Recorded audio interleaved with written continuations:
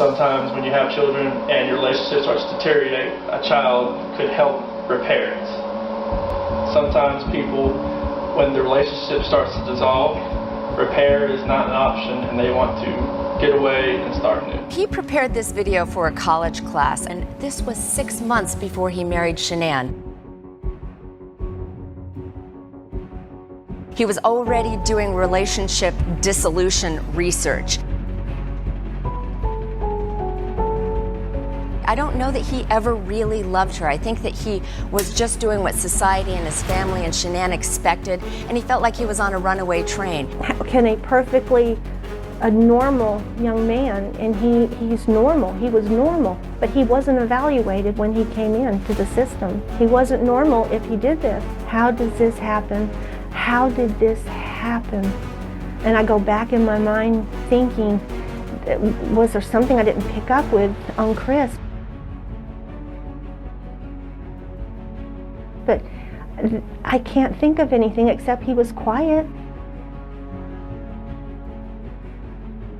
Have you reconciled the idea that he could have done all of this? Yes, and that scares me to death. It scares me to death to think that he could have done all of this. I don't see why he's pleading guilty. But then you ask yourself,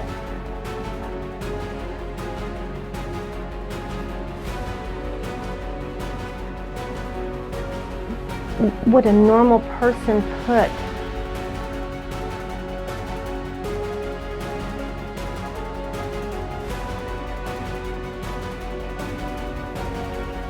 dispose of the bodies the way you did?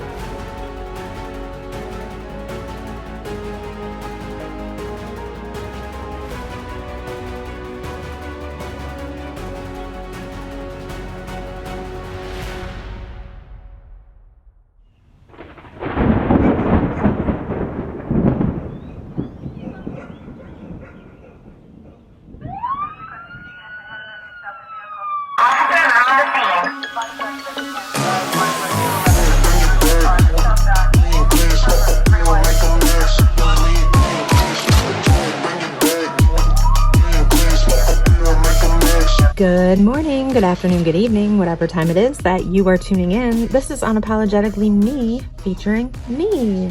No special guest, just me.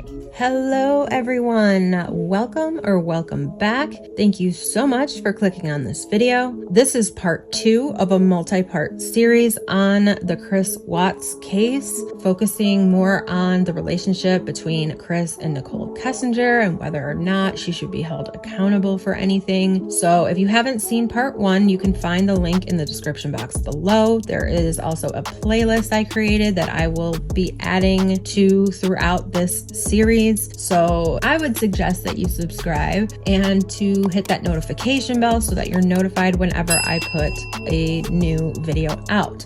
While I was editing part 1, I decided to order the book Letters from Christopher by Shannan Watts. The reason that I chose that book over any of the other books that are out there is because that's the only book that Christopher Watts collaborated on. Allegedly, this book contains as much of the whole truth that we're ever going to get. But even this book, however, doesn't contain the whole entire truth. For one, this is only Chris's truth, not Shannan's truth. She will never be able to tell us her side of the story. But thanks to text messages off of her phone, we do have a lot of her story, but we don't have her side of the murder and what really happened that morning of August 13th, 2018. Chris also made it abundantly clear that there are pieces of his story that will never be told by him. He will take it to his grave. There is still so much to speculate on, especially after reading this book. I read it in 2 days, and I think that what is said within that book is very relevant to this series. So in part 2, that's what we're going to talk about. It wasn't planned, but it's happening because it's about as close as we can get to Chris's side. But again, remember, we are never going to know the whole truth. Even Chris admits this. Now, I'm not very big on scripture. While I am Catholic, and I even went to Catholic school as a kid and participated at church every Sunday growing up, as I got older, I moved more into my own spirituality and relationship with God, as opposed to the strict Catholic ways that I was brought up with. And the reason that I bring this up is because since being in prison, Chris Watts has become very spiritual and very close to God. This is in part because the first and only book he was able to read in jail while awaiting sentencing was the Bible. He read it in 2 weeks, and now he often quotes scripture, whether in conversation or in letters and correspondence with other people. And one of the Bible verses that Chris told Shannan Watts to read was in regards to NICHOL, whom he refers to as Nikki. He told Shannan that if she reads Proverbs 7 verses 5 through 27, that's Nikki. And I'm going to read those verses to you because it sums up how he feels about NICHOL KESSINGER. And it also summed up my speculations as well. So it's Proverbs 7, 5 through 27. These verses in the Bible show a very sexual woman who is married but doesn't seem to care about the sacred bond of marriage at all. Now, I'm not sure which edition of the Bible he was reading from. This is the New International Version of Proverbs 7, 5 through 27, but it's basically about adultery. So here it is. They will keep you from the adulterous woman, from the wayward woman with her seductive words. At the window of my house, I looked down through the lattice. I saw among the simple. I noticed among the young men a youth who had no sense. He was going down the street near her corner, walking along in the direction of her house at twilight as the day was fading, as the dark of night set in. Then out came a woman to meet him, dressed like a prostitute and with crafty intent. She is unruly and defiant. Her feet never stay at home. Now in the street, now in the squares, at every corner, she lurks. She took hold of him and kissed him, and with a brazen face, she said, "Today I fulfilled my vows, and I have food from my fellowship offering at home. So I came out to meet you. I looked for you, and I have found you. I have covered my bed with colored linens from Egypt. I have perfumed my bed with myrrh, aloes, and cinnamon. Come, let's drink deeply of love till morning. Let's enjoy ourselves with love. My husband is not at home. He has gone on a long journey. He took his purse filled with money and will not be home till full moon." With persuasive words, she led him astray. She seduced him with her smooth talk. All at once he followed her, like an ox going to the slaughter, like a deer stepping into a noose till an arrow pierces his liver, like a bird darting into a snare, little knowing it will cost him his life. Now then, my sons, listen to me. Pay attention to what I say. Do not let your heart turn to her ways or stray into her paths.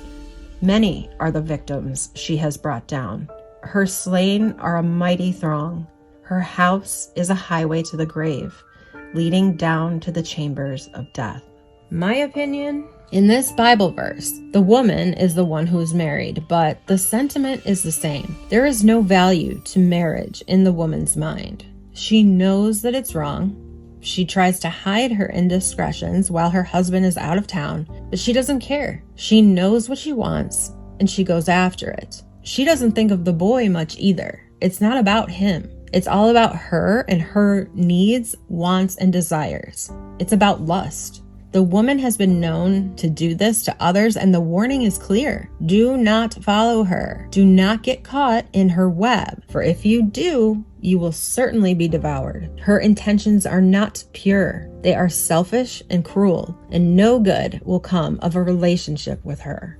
What do you guys think? When it comes to the relationship between Chris Watts and NICHOL KESSINGER, I think what we can all agree on is that they appeared to get very close very fast. In part 1, I talked about who NICHOL KESSINGER was before Chris Watts. And while we, again, won't know the whole truth about NICHOL KESSINGER, there is evidence that she lied to law enforcement in regards to the seriousness of her relationship with Chris. She intentionally deleted things, text messages in particular. And she also admitted to telling Chris and her good friend Charlotte, whom was the only friend she says she talked to about Chris, to do the same. She intentionally misled investigators at every turn, and she was very good at manipulating her own questioning, steering the conversation away from the truth quite consistently and without any interference or pushback from Detective Kobach. It was extremely hard for me to follow her interviews because she would go off on these tangents, kind of like what I end up doing sometimes. She would go off on these tangents, and it's like she'd be asked a question, she doesn't answer that question, and then all of a sudden the topic is completely changed. And it takes sometimes 20 or 30 minutes for Detective Kobach to bring her back to the original question that was asked. It's my opinion that Detective Kobach became biased towards Nicole Kessinger, be it from her manipulations or something else. But I believe that very early on, Detective Kobach stopped being objective, if he even ever was. He became friendly with Nicole, and it was more about keeping a relationship of good cop with Nikki rather than calling out all of her bullshit inconsistencies. We're going to get into those inconsistencies in part 3 though, as well as text exchanges. Again, this is going to be a very long and very detailed series. So if you're liking it so far and you're interested, please, of course, hit the like button, but also make sure you hit the notification bell after you subscribe, because that's how you're going to get a notification when these videos come out. And speaking of inconsistencies, I know my uploads are somewhat inconsistent. It's all about how long it takes me to fact check, compile, edit, script. It's a lot. It's a lot for me. But anyway, let's keep going here. I think that it's important to talk about the type of boy that Christopher Watts was in his early years in order to gain some perspective into how he thought, how his mind worked. The Watts family was not a wealthy family. They weren't poor, but they definitely had to work hard for what they had. When Chris was born, Ronnie and Cindy didn't have maternity insurance, and Cindy stated that it took them 18 months just to pay for his birth. Chris also had a sister named Jamie who was 7 years old at the time Chris was born. Jamie was very excited to welcome her little brother into the family, and they grew up very close, and they are still close to this day. Another side note here, we'll be getting into the Watts family more later on in the series. Chris was more of his father's son. He absolutely adored his father and looked up to him. They bonded over cars and trips to places like Bristol, Tennessee, and Daytona, Florida. Chris was described as a happy child and was always very respectful. He was also an introvert. Christopher has never been openly affectionate or emotional. We saw this for ourselves and speculated about how he could be so unattached emotionally when his family was missing, even after he confessed, and throughout his sentencing, there was hardly any emotion shown. But according to him and his family, he was always that way. He got good grades in school, he loved sports, he never got into any trouble, and his father, Ronnie, coached his Little League teams. His family was modest, but his family life was better than most. He was also very close with his grandmother. She was a German woman who was not very affectionate, but she loved Christopher deeply and taught him many things about life. He spent a lot of time with her while his mother was at work because she was the one who watched after him. In his teen years, Chris never dated. He was very socially awkward. He had 2 good friends growing up, and he never really ventured out from those 2 friends. In fact, they are still friends today, and these friends were very hurt by this tragedy. They were unable to believe that Christopher could do something like this. But while his other friends would go to parties and dances, Chris would stay home and watch television with his parents. He never drank or did drugs, and he got along with everyone. According to his mother, Cindy, he was too perfect of a teenager to be true. Christopher went to a Baptist church when he was growing up, and the teachings of this religion had him fearing that he would go to hell if he died while sinning. He seemed to take religion very seriously. His religion taught him that he could not drink, go to dances, or have sex before marriage. Christopher says he was afraid of God and put him, quote, in a box, unquote. Christopher felt that if he did anything to displease God, he could go to hell. But as long as he obeyed all of the rules and didn't sin, God would be pleased with him. Cindy recalled hearing Christopher in the bathroom, repenting over and over to God for sins he felt he had committed, and said she never knew what those things were, but that he repeated himself in an OCD manner. After Chris graduated high school, he went to a NASCAR technical school.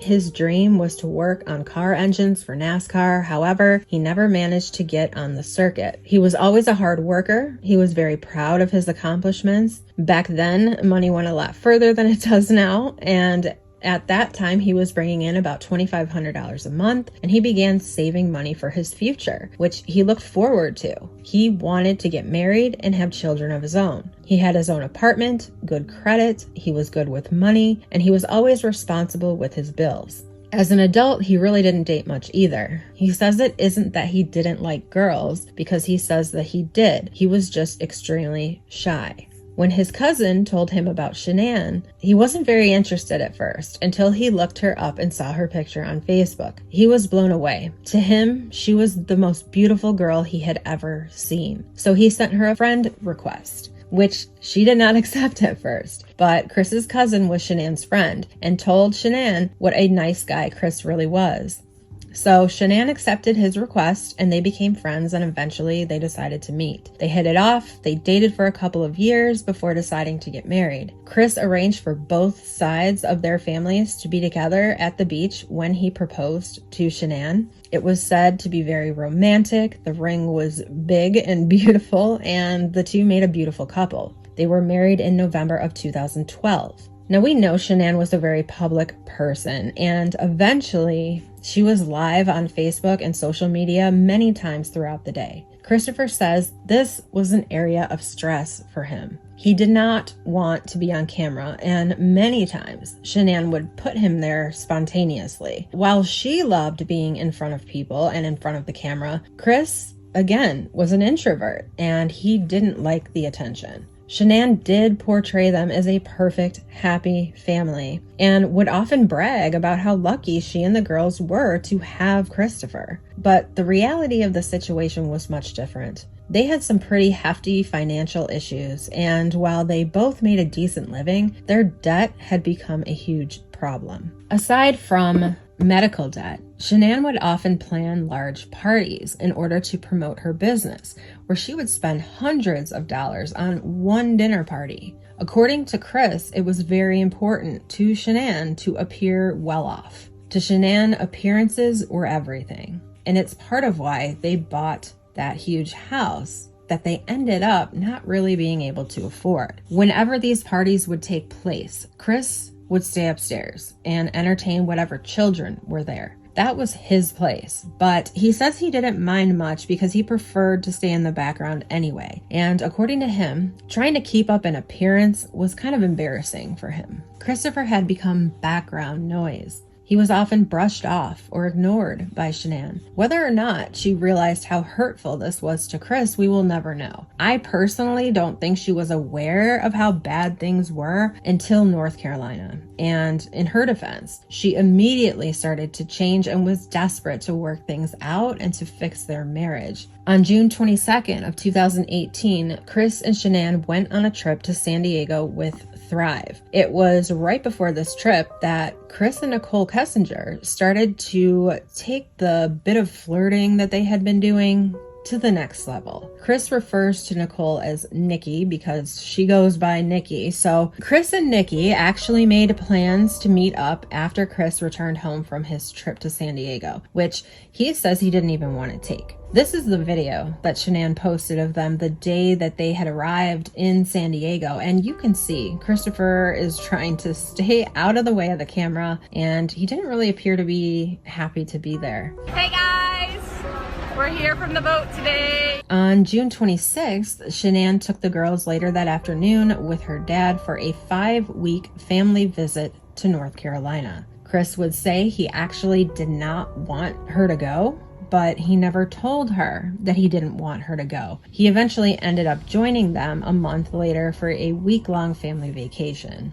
Chris says that if Shannan had not gone on that trip, he doesn't think he would have had an affair, and none of this would have ever happened. He says that if Shannan had been home, he probably wouldn't have ever met up with Nikki at the park that day where everything began, or ever went out with her at all. But Shannan had no idea of what was going on. And again, Chris never told her to stay home. Shannan could never have known that family trip would set up the perfect opportunity for an affair to blossom between her husband and a coworker. It was just before that trip that Christopher learned of Shannan's pregnancy.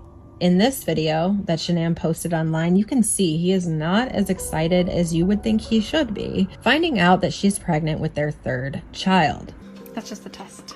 Perhaps that's because that same week he found out about the pregnancy, he had already begun to see Nikki. Chris says he was caught off guard by the pregnancy because while they were trying to have another baby, it had taken a very long time for Shannan to get pregnant with Bella and Celeste. He said the pregnancy made him feel even more guilty because he had just previously decided to have a more serious relationship with Nikki. At the time they planned to have another child, he had no idea that he would meet someone that would sweep him completely off his feet and make him regret that he ever even had a family. He felt he was not ready for this baby because mentally he was now with Nikki.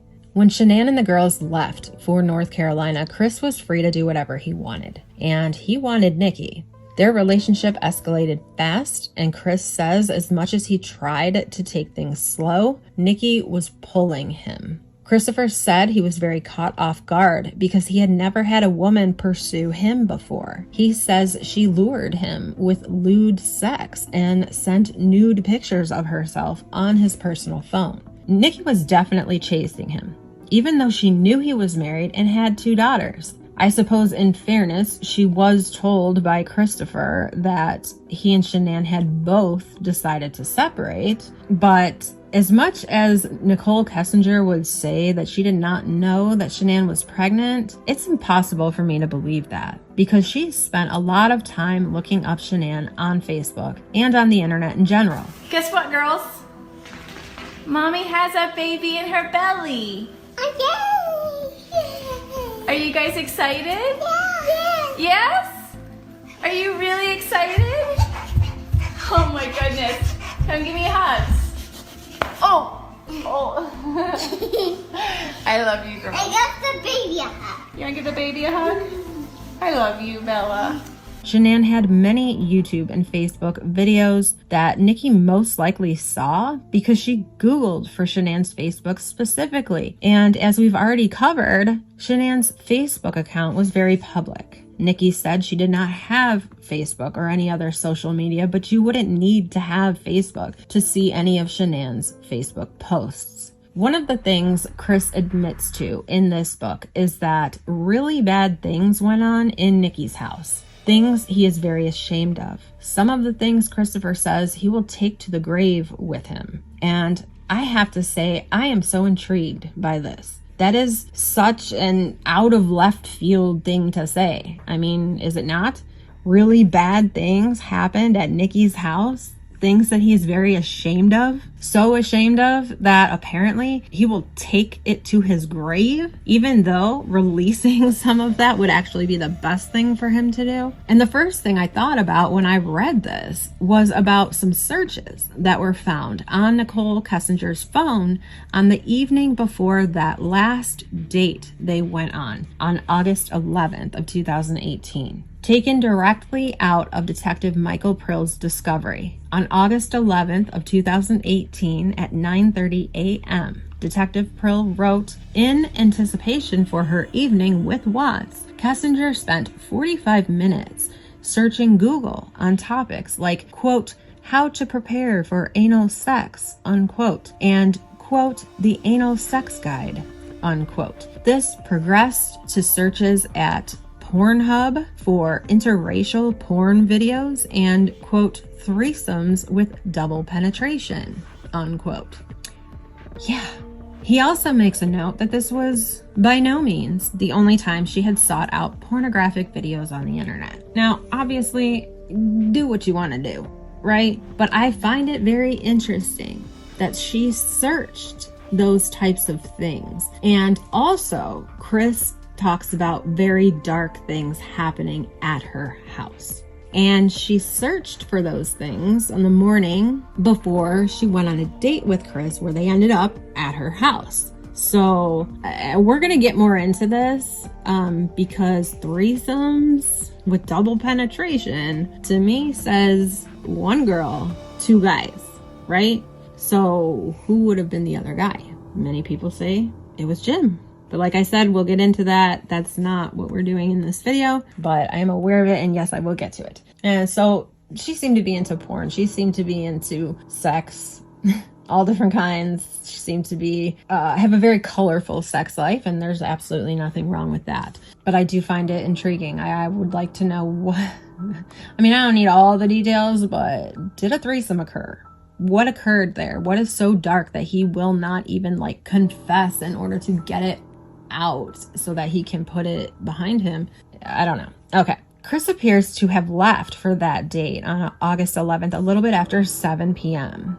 We do know that they went to the Lazy Dog to eat because Shannan found out how much he spent that night, and that caused an argument. And then Chris returns home that evening about 3 hours and 20 minutes later. Just after Chris left Nicole's house that evening at 10:04 p.m., Detective Prill notes this search. Having concluded her evening tryst with Watts, Kessinger searched the internet on topics like Chris Watts, Shannan Watts, Ronnie Watts, and 2825 Saratoga Trail. Now, in my opinion, this is the search that I think is where Nikki found out that Shannan was pregnant with the son that she told Chris she wanted to have with him. Of course, that is entirely speculation. If I could fill in the blanks with my opinion, it would be that Chris and Nikki probably had a conversation about how Nikki needed to refrain from looking up Shannan because it would just cause fights between Nikki and Chris. But after that date, whatever happened on it, Nikki couldn't help herself. Again, that's speculation. But I'm also wondering if that 111-minute phone conversation that took place the night before Chris murdered his entire family contained a conversation about that. According to Chris, one of the things that phone conversation did contain was phone sex. But no matter what, it seemed that Nikki stalked Shannan, possibly even in person. I mean, who knows? But I think it is fair to say that Nicole Kessinger knew who Shannan was. She knew the woman she was up against. Meanwhile, Shannan had no clue that she was in a competition for her own husband. Christopher was drawn to Nikki. He enjoyed being with her. She cared about how he felt about things. She cared about what he thought and would ask his opinion, which is something that he was not used to. And what Chris needed the most. It wasn't the sex, for the most part, that pulled him in. He was much more in love with the way Nicole treated him and made him feel like a man again. Nicole Kessinger validated Chris Watts' masculinity and gave him the feeling that she adored and looked up to him. She valued what he had to say. He felt respect from her, and he did not want to let that go. At all costs, he determined to hang on to someone that caused him to feel like he had never felt before. It is quite possible, and it is my opinion, that Nikki knew exactly how to play Chris, and she played him like a grand piano. But at the end of the day, Christopher felt like he had a voice with Nicole Kessinger, one that he did not have with Shannan. He described being afraid to be himself around Shannan, and he never offered his opinion, nor was he ever asked how he felt about anything. He made a comment that he couldn't even hang anything on the wall in their house without Shannan getting mad about it. And it's very possible that Shannan had always been that way. But when Nikki came into the picture, Chris says that the control and the bossiness seemed to have led him where he couldn't even talk to Shannan about things that were vital to their marriage. Christopher says he had never even considered having an affair or that there was anything wrong with his marriage until he met Nikki. He wasn't looking for an affair, but Nikki was too much for him to resist. Nikki appeared to have pulled out every stop to seduce and intoxicate Chris. He spent almost all of his time with Nikki the entire month of July. He practically lived at her house. He had almost zero time to think about what he was even doing. He says that when he was with Nikki, he didn't even think about his family, as though he didn't even have a family. When he did think about them, he felt very guilty. Nikki knew this, and it's the reason Christopher, in his own words, had to, quote, talk her down off the ledge, unquote, more than once. Nicole Kessinger made herself the victim in this situation instead of seeing it for what it was. And the final kicker she pulled was telling Chris that she wanted to give him his first son. She knew she could get Christopher to feel bad for her by telling him that they didn't have any firsts together, which actually wasn't true because she shared his first affair with him. But it would appear that Nikki felt that Shannan was ruining her life, not the other way around. Shannan became the other woman in Nikki's mind. According to Chris, after Nicole said she wanted to give him his first son, that is when the idea to take the lives of his family began. He says he didn't want to, but he knew it was going to happen, and he did nothing to fight those feelings. Nikki had a group of friends that Chris says were involved in some very dark things. He says he can pinpoint a time that he could feel himself get darker on the inside. On August 5th of 2018, when Christopher was visiting his family in North Carolina, he had already started to plan what he was going to do to his family when he got back to Colorado. In an effort to make Shannan look bad, he told his family that if he ended up dead, they should have the authorities look at Shannan. His sister Jamie told him to put that in writing, and he wrote a letter stating such, and this is that letter.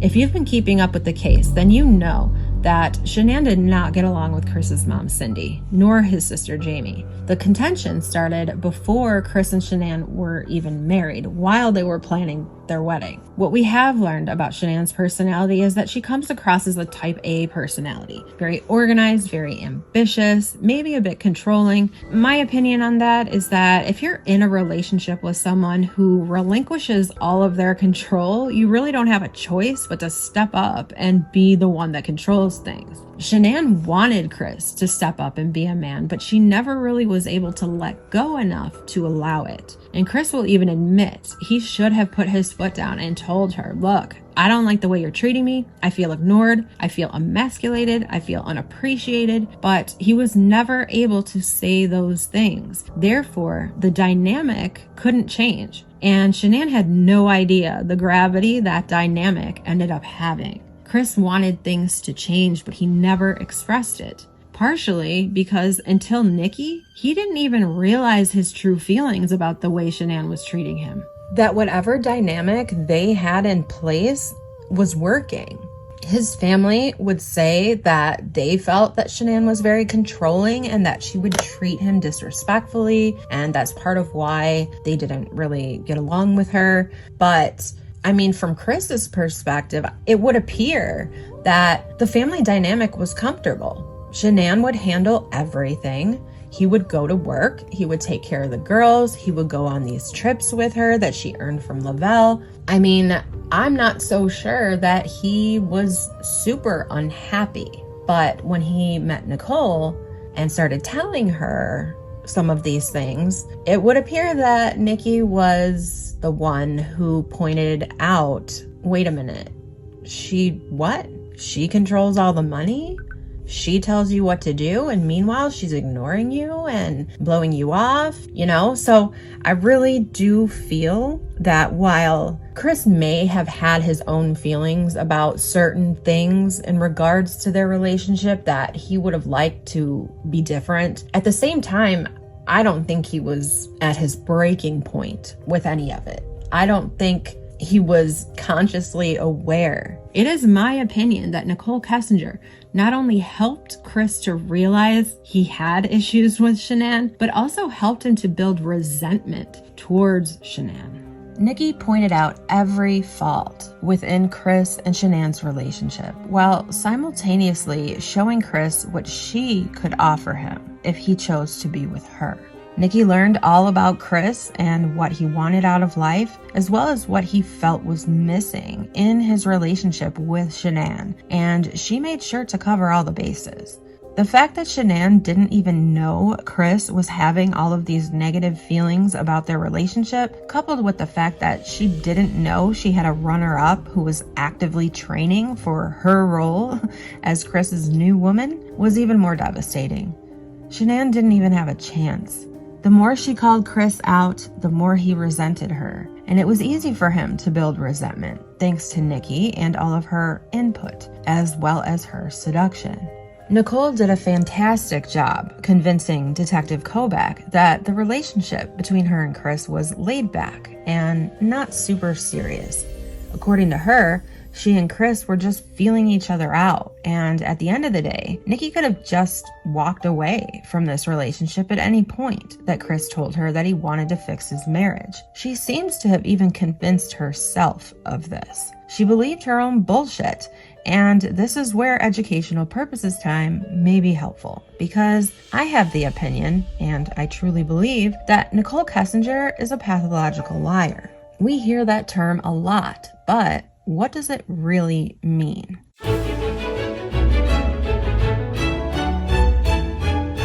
The Wikipedia definition of pathological lying, also known as mythomania and pseudologia fantastica, Latin for fantastic pseudology, is a chronic behavior characterized by the habitual or compulsive tendency to lie. It involves a pervasive pattern of intentionally making false statements with the aim of deceiving others, sometimes without a clear or apparent reason.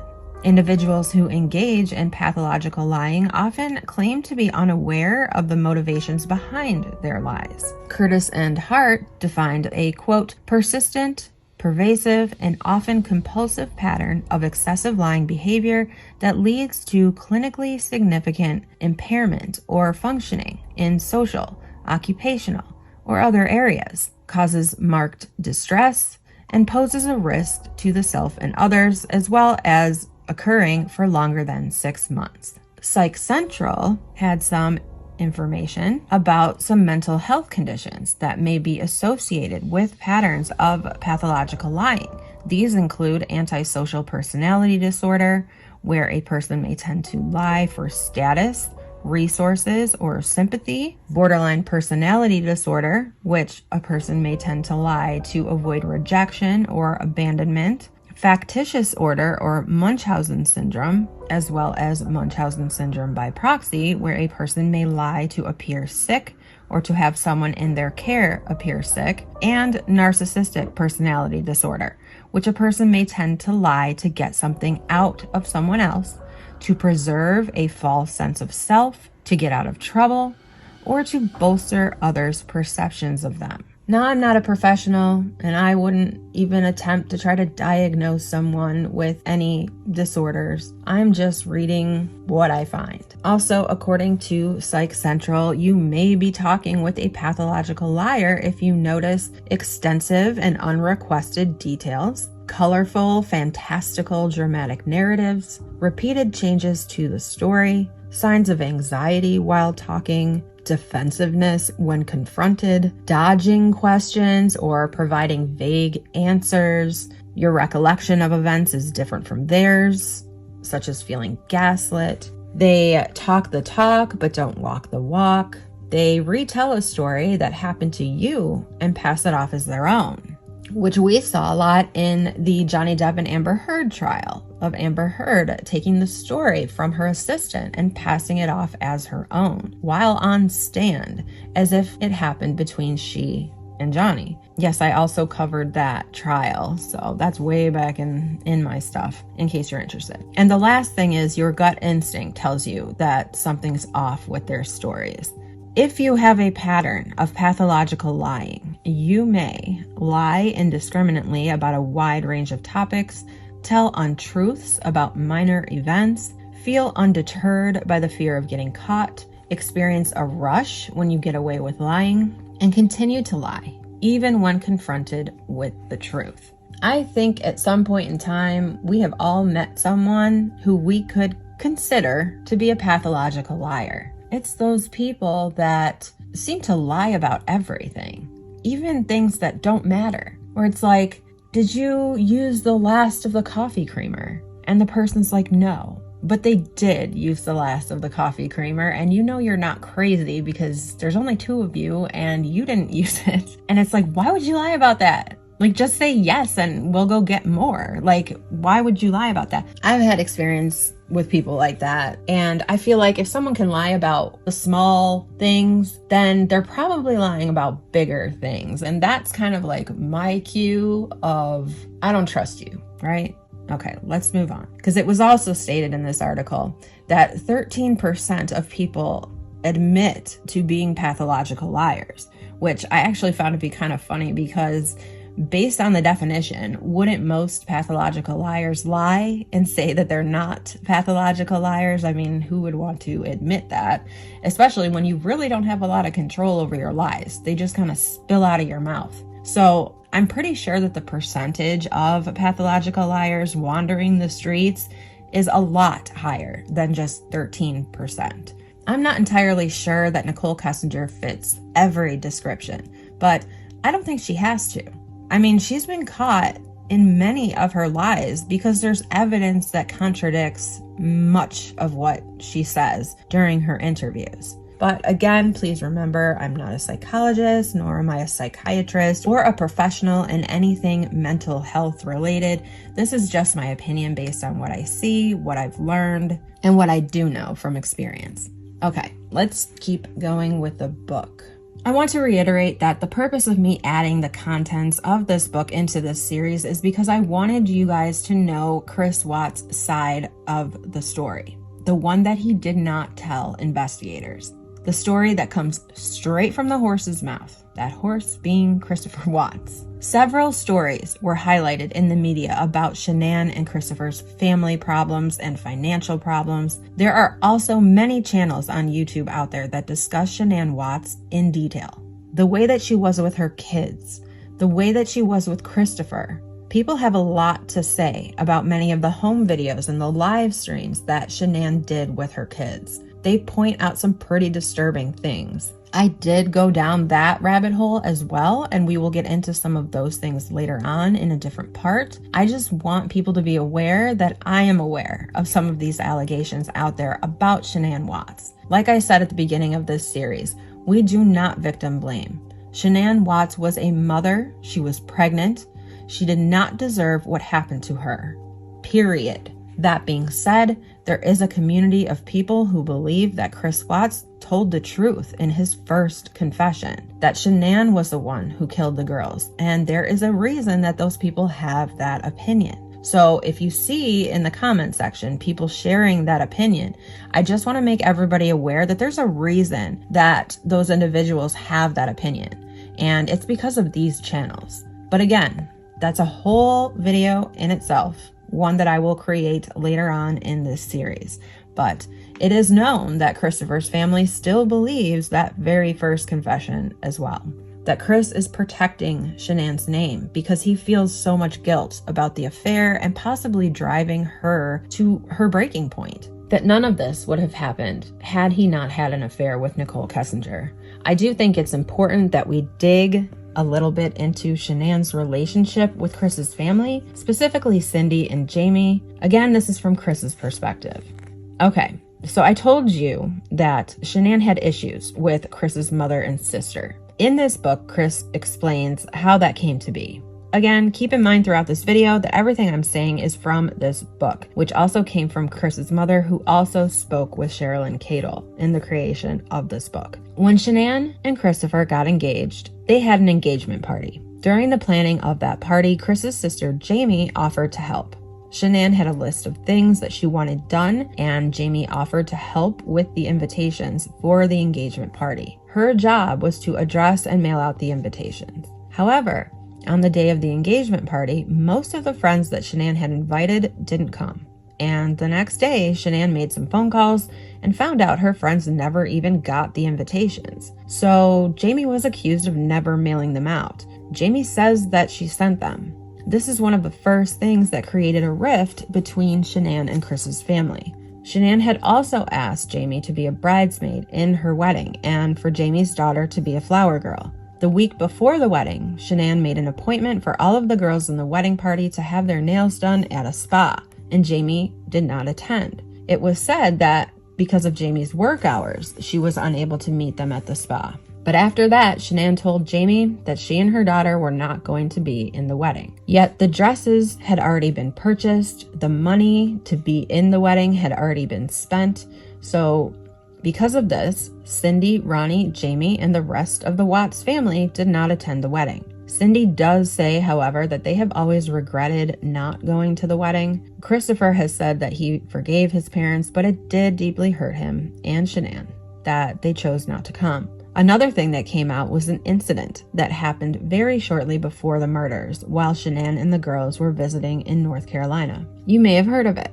It was an ice cream debacle that Cindy Watts calls Nutgate, where Cindy had been blamed by Shannan for trying to kill Celeste. According to Cindy and Jamie, Shannan was at their home during her 5-week visit, and this happened on a weekend that Shannan was at the Watts house during this 5-week visit. The only people who were there were Cindy, Shannan, Ronnie, and all the grandkids. Jamie said she had dropped her kids off on her way to work, so she said she wasn't there when the ice cream came out. Yet, the story Shannan told was Jamie was not only there, but that she came into the house and put out a bowl of tree nuts in front of the kids. Cindy and Jamie said this did not happen. Ronnie, who was also there, said he was very caught off guard with how this argument escalated. The story Shannan's mother had told is not exactly the way Cindy and Jamie tell it. So allegedly what happened, according to Cindy Watts, was that the oldest granddaughter, Jamie's daughter, who was 11 years old, went into the kitchen and got ice cream from the freezer, which Cindy said was one of the small vanilla cups. They had to be careful about the ice cream because of the factory that it was made in, because 2-year-old Celeste was allergic to tree nuts, which are almonds, pistachios, pecans, walnuts. It was not a peanut allergy. Peanuts grow in the ground, so that is not one of the nuts that she was allergic to. Christopher said that the allergic reactions that Celeste had from tree nuts were rashes and breathing problems, and they were also told that each reaction can get worse over time. With Celeste already having asthma, I'm pretty sure Shannan was afraid of her having a bad reaction where she would end up having severe trouble breathing. Any mother would be careful about any allergy that her child has, especially one that is so severe that a doctor recommends that she carry around an EpiPen. But anyway, that granddaughter went to the freezer, took out an ice cream cup. She sat next to Celeste and was eating the ice cream and was not made to move while eating it, as Shannan felt she should have been. It was also said that Celeste, seeing her older cousin eating this ice cream, wanted some and couldn't have it and began throwing a fit, to where Cindy told Celeste, "You can't always get what you want," in a very condescending manner. Now, this comes from Shannan, but Shannan felt it extremely out of pocket to say to a 2-year-old who all she wants is to have what her older cousin is having. Telling her you don't always get what you want in a condescending manner is not exactly the right way to handle it. And that's what Shannan felt. Christopher said he doesn't think Cindy ever really believed that Celeste had an allergy to nuts. And Cindy said she didn't even know that her granddaughter had gotten the ice cream out. So how could she have stopped this entire thing? Here's a Facebook post of what Celeste's reaction rash looks like, which, to be honest with you, That alone would be enough for me as a mom to be extremely careful and maybe even a bit paranoid when sending my child anywhere that she could potentially have this happen to her. But the argument that ensued after this incident was quite severe. It was almost like the last straw for Shannan. And if it all happened the way that Shannan says that it did, and because Cindy really didn't believe that Celeste had this allergy, as Christopher also has said, then I can't blame her for cutting ties at that point. Did she overreact? I don't know. That's in the eye of the beholder, I guess. It's all about your opinion. But regardless, Shannan had many experiences between Cindy and Jamie throughout the years that seemed to almost appear as though they were purposely pushing her buttons.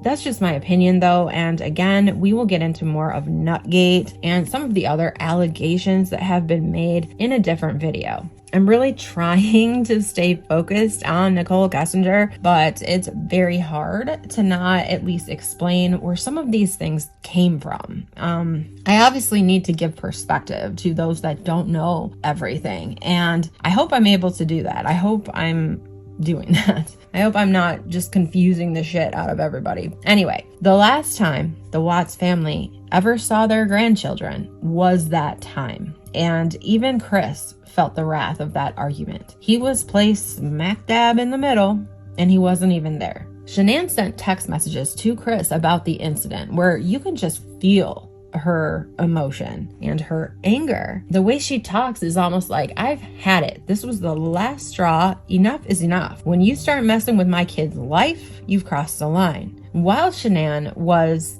compiling a text message to Christopher for what would seem the entire night that would explain her side of things and the way she was feeling, Chris was busy receiving nude photos of Nikki and storing them into his calculator app. You can see where his head was as plain as day within this discovery. Also, around the same time, whatever conversation that Chris and Nikki were having, it inspired her to begin to search for wedding dresses. At 3:36 a.m., Shannan finally sent a very lengthy text message to Chris, which read, quote, "Truth came out last night. I didn't create no dagger between you and your dad. That was done by your mom, and your dad and I won't change a thing. My daughter's life is way more important, and you better believe I wanted to say a whole lot more than I did.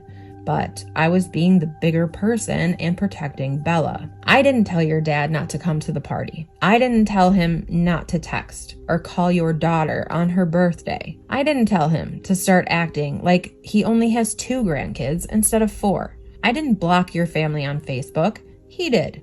Myself and your kids have nothing to say to them. They do. They owe your kids their life. Your parents' home isn't a safe zone. Your mom isn't safe. You can let them tell you what you want, but I didn't tell anyone to stop loving your kids or to stop acting like it. He did that, not me. You can believe I created this dagger, but I didn't do that. I stood up for our kids. I advocated and protected our children. I don't ever want to hear, quote, I'm sorry I killed your kid because I was stupid, unquote. That would kill me. These kids are my world, and I have to protect them from the evil of the world.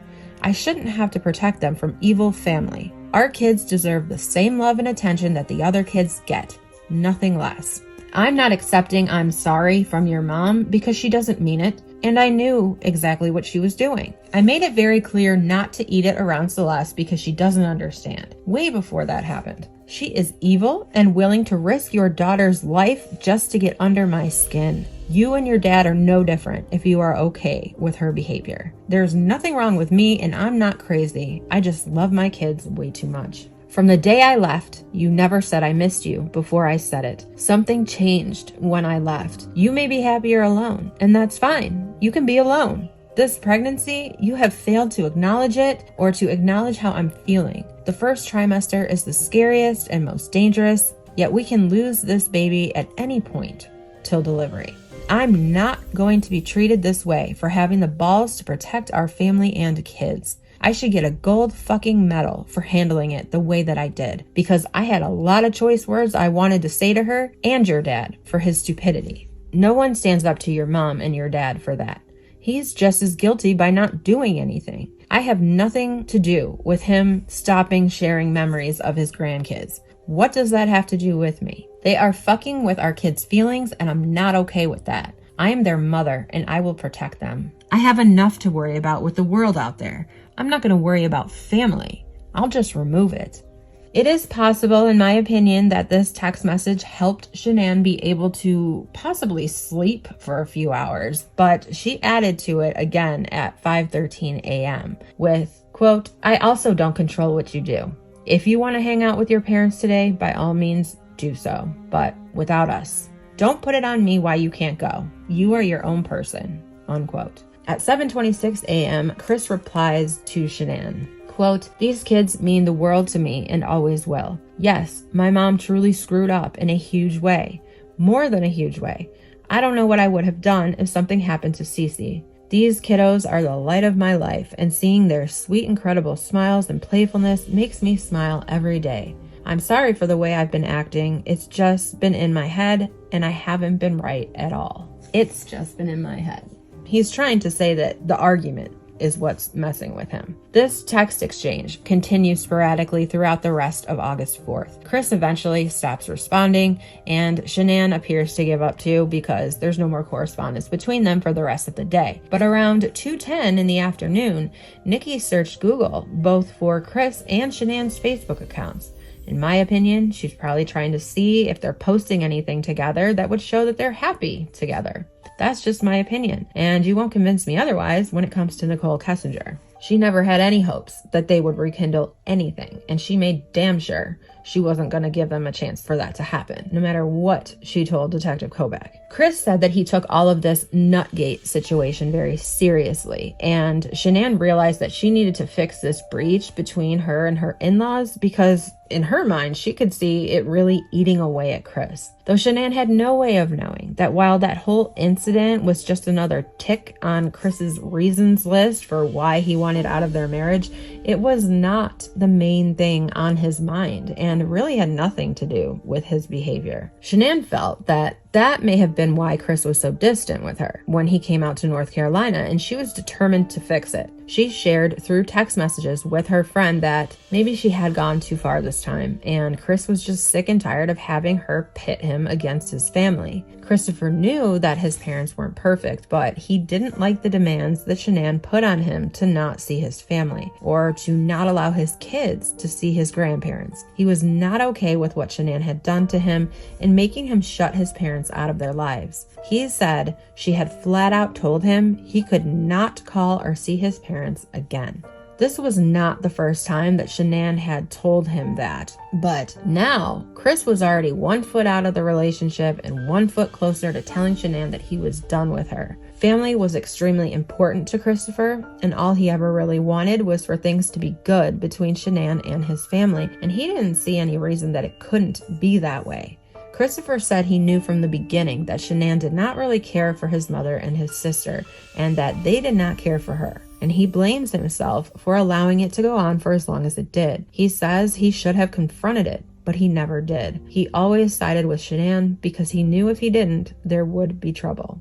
Even still, to this day, the Watts family deals with people who hate them for the crime that their son committed. The Watts believe that their daughter-in-law had just killed their granddaughters because at that time, all of the information they had was what Christopher had told them, which was that he killed Shannan because he caught her killing the girls. That is what Christopher told his father, and that is what Christopher told investigators.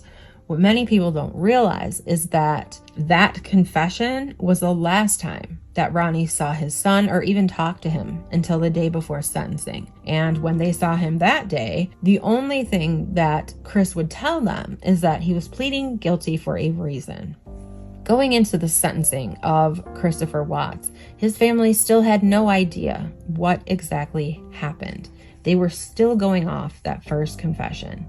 Just as Shannan's parents knew that she wasn't capable of hurting her girls, the Watts family questioned how Christopher could be capable of this, since he had never shown any signs of violence. He adored his girls. They were his life. We know that the Watts family did not attend the funeral for Shannan, Bella, and Celeste. Many of us speculated why that was, but it was said that Ronnie made a phone call to one of the family members and was told that it might be best if they didn't go. They were told that the media was everywhere, and if they came down, most definitely they would have been attacked by the media. It wasn't told to Ronnie in a malicious way, just kind of in a way to like watch out, like watch your back. If you come down here, it's a media circus and they're probably going to be making things difficult for you. So they said they didn't want to make a scene or make it harder on anyone, so they made the decision to stay away. But they did have a service of their own with friends and family, which they say was very beautiful, yet very sad. All I can say is that the whole thing is unfortunate, especially that they didn't attend the funeral. Both of these families were completely torn apart by this tragedy, and it's unfortunate that when they should have been supporting each other and giving each other strength, this tragedy only further pushed them in separate directions. The author of this book said that some of the things that have been said about Shannan are very cruel. They're very filled with hate. And Christopher agreed with Cheryl and Cadel that he did not want those things written about Shannan because she does not deserve it. Now we're going to get into Chris's side of the finances because we do know that was another issue that very well was listed as a motive. Again, this is all from Chris, and we do not have Shannan's side of this particular story, so just remember that. According to Christopher, Shannan controlled all of the money that came into the house. He says this is because there was a time when he sold a four-wheeler that they couldn't afford and didn't get enough money back to pay off the loan for that four-wheeler, which was the purpose for selling it. After that, Shannan didn't trust him with money anymore, and she never allowed him to have anything to do with money after that.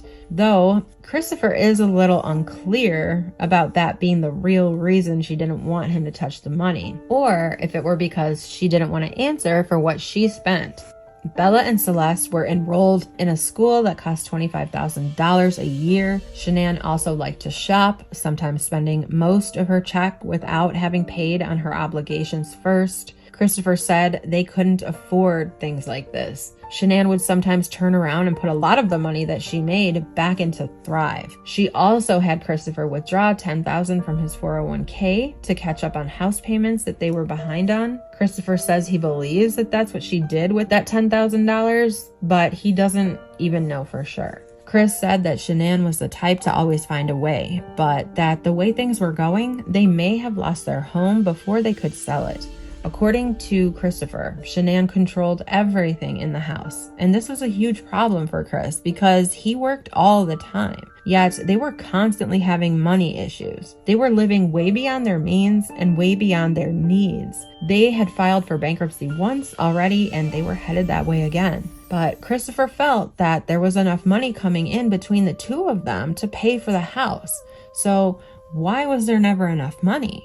He said that he didn't talk to Shannan about how bad things were financially, and he didn't want the household money to be abused in the way he felt she was. In hindsight, Chris felt that they needed to find a more affordable school for the girls.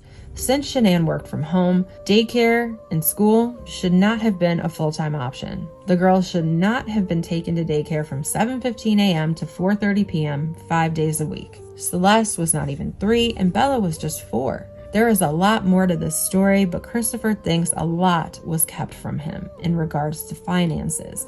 The girls going to a $500 a week daycare was something Christopher was not allowed to have an opinion on. He also knows that there were many things with their finances that were kept from him. Christopher did have the girls' records sealed right after sentencing, but he does not remember signing anything in regards to this. No one seems to know why he did this. He says it was a stipulation for his plea agreement, but he was not clear-headed at the time, and he says he still doesn't remember everything that happened during that time. To me, it's very suspect. Why would that be part of his plea agreement to have his daughter's records sealed?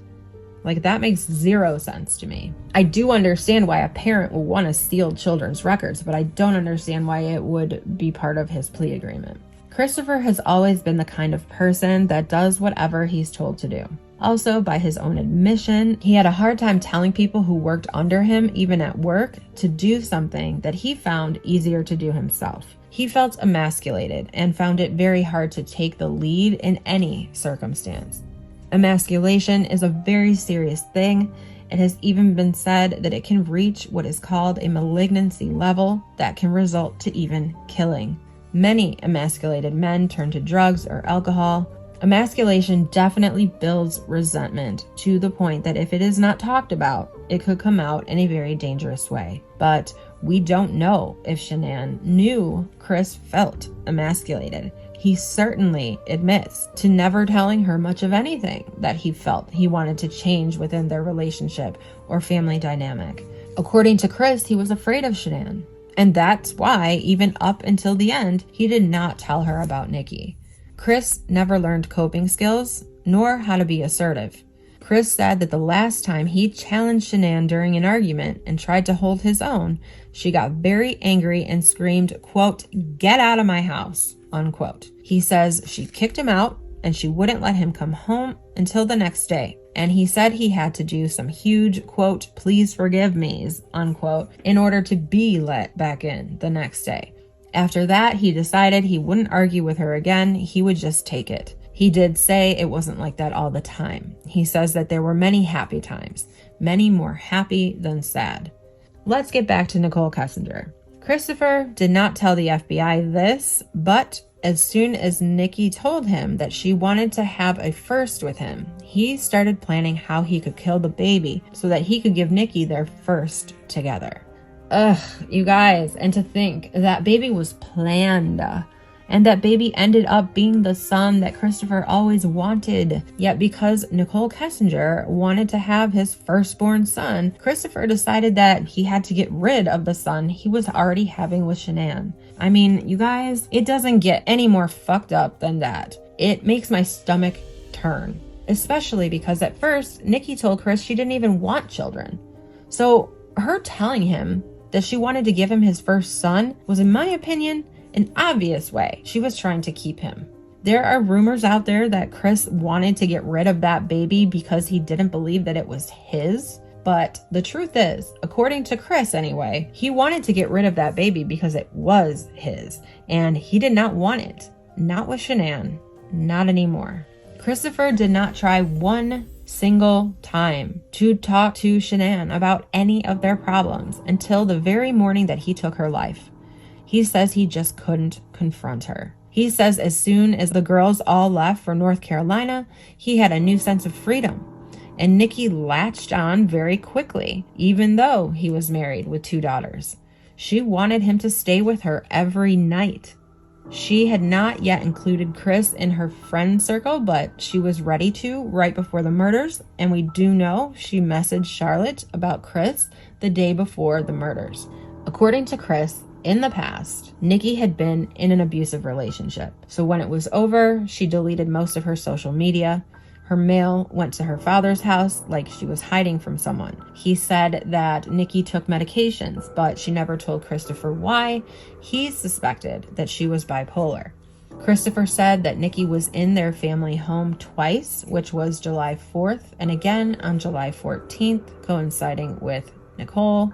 On July 4th, Chris had the day off of work and he spent the night at Nikki's and they slept in late that morning. Chris says when he got up, he checked his phone and there were a lot of missed calls from Shannan. He knew she was going to be really mad, so he went outside to call her back, and of course, she was beyond pissed. She was absolutely furious. He decided to just go home for the rest of the day. He went inside to let Nikki know. Nikki got very angry. They were supposed to do something later on that day, but Chris told her he was just going to go home for the day. This was undoubtedly the first time in their short relationship that Nikki realized she was not number one in Christopher's life. She may have thought that Chris was having second thoughts, and had she just left him alone for the rest of the day, he may have come around. But later on, she showed up at his house with the ruse that she wanted to help him build a healthy protein diet plan. Chris says that time she didn't look around the house much. He feels that she couldn't allow him to be alone. that she knew that if he was alone in that house with all of the memories and photos of his family, that he might decide that his life was too good to give up. Or that maybe there was a deep enough love inside him for his family that could have been brought back to the surface again. But no matter what, Nikki made sure that she was always in contact with Chris, desperate to keep him from thinking about his family as much as possible. And I would say that's in my opinion, but it is also in Chris's opinion in hindsight as well. On July 14th, the second time that Nikki went to his home was the time that Chris and Nikki went to the Shelby Mustang Museum. On the way home, they decided to stop at his house before getting something to eat. When they were there, Nikki played with Jeter, the family dog, who ended up leading her upstairs. Good boy. This time, she could see what things were like in their life. All the pictures of Bella, Celeste, and Shannan, the girls' playroom, the books. According to Chris, she came downstairs with the most frozen, dazed, confused look on her face. She must have realized for the first time the life that he was living and the family that would be broken to pieces because of their affair. He says he saw a look of despair, and he put his arms around her, leading her to the couch. As they lay on the couch, she said to him, quote, "You have all this, more than most people, and we are doing this? Why are we doing this? Are you willing to give all of this up? Is your relationship with your wife that bad?"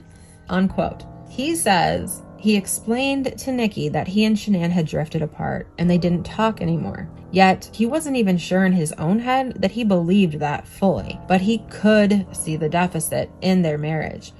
He then told Nikki that before he started seeing her, he and Shannan had actually decided to have another baby. He says Nikki completely freaked out.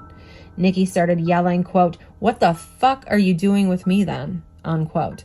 He says he saw something in her that he had never seen before that made him take notice. Nikki said, quote, "Your relationship couldn't be that bad if you and Shannan were trying to conceive," unquote. Chris said he tried to get her to stay and talk to him, but she left the house. She went outside to her truck and she sat there for 30 minutes, texting him. In his words, he had to, quote, "talk her off the cliff," unquote. She wanted him to make her feel better and to come after her, but he didn't. As Christopher thought about this, he realized that this is actually one of the things that turned him on about her. She allowed him to calm her down by telling her he did not want another baby with Shannan. He, of course, says he withheld the information that Shannan was already pregnant. He told Nikki that the plans to have another baby were before he met her, and he had done it as a way to possibly save their marriage, but it wasn't working.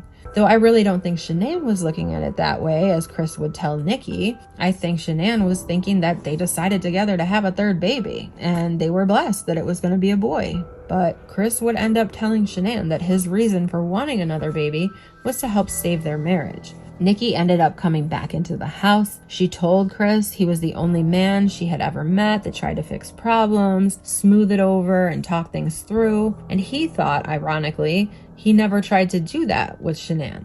In his mind, she probably wouldn't listen to him, yet he realized he never gave her the chance.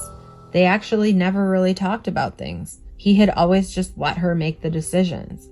Nikki asked Chris then to come over to her house as if nothing ever happened, and they went back to her house. They made love. Chris says that Nikki tried for it to be hot, passionate love and did some of the things that would normally turn him on, but this time their lovemaking felt different. He felt the guilt rushed back to him, and he really didn't want to be there.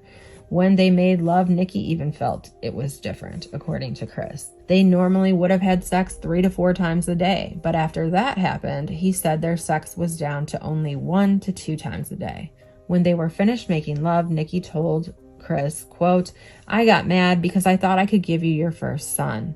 When you told me you and your wife were trying to have a baby, that made me really mad and it scared me," unquote. That statement made Christopher much more confident in a relationship with Nikki.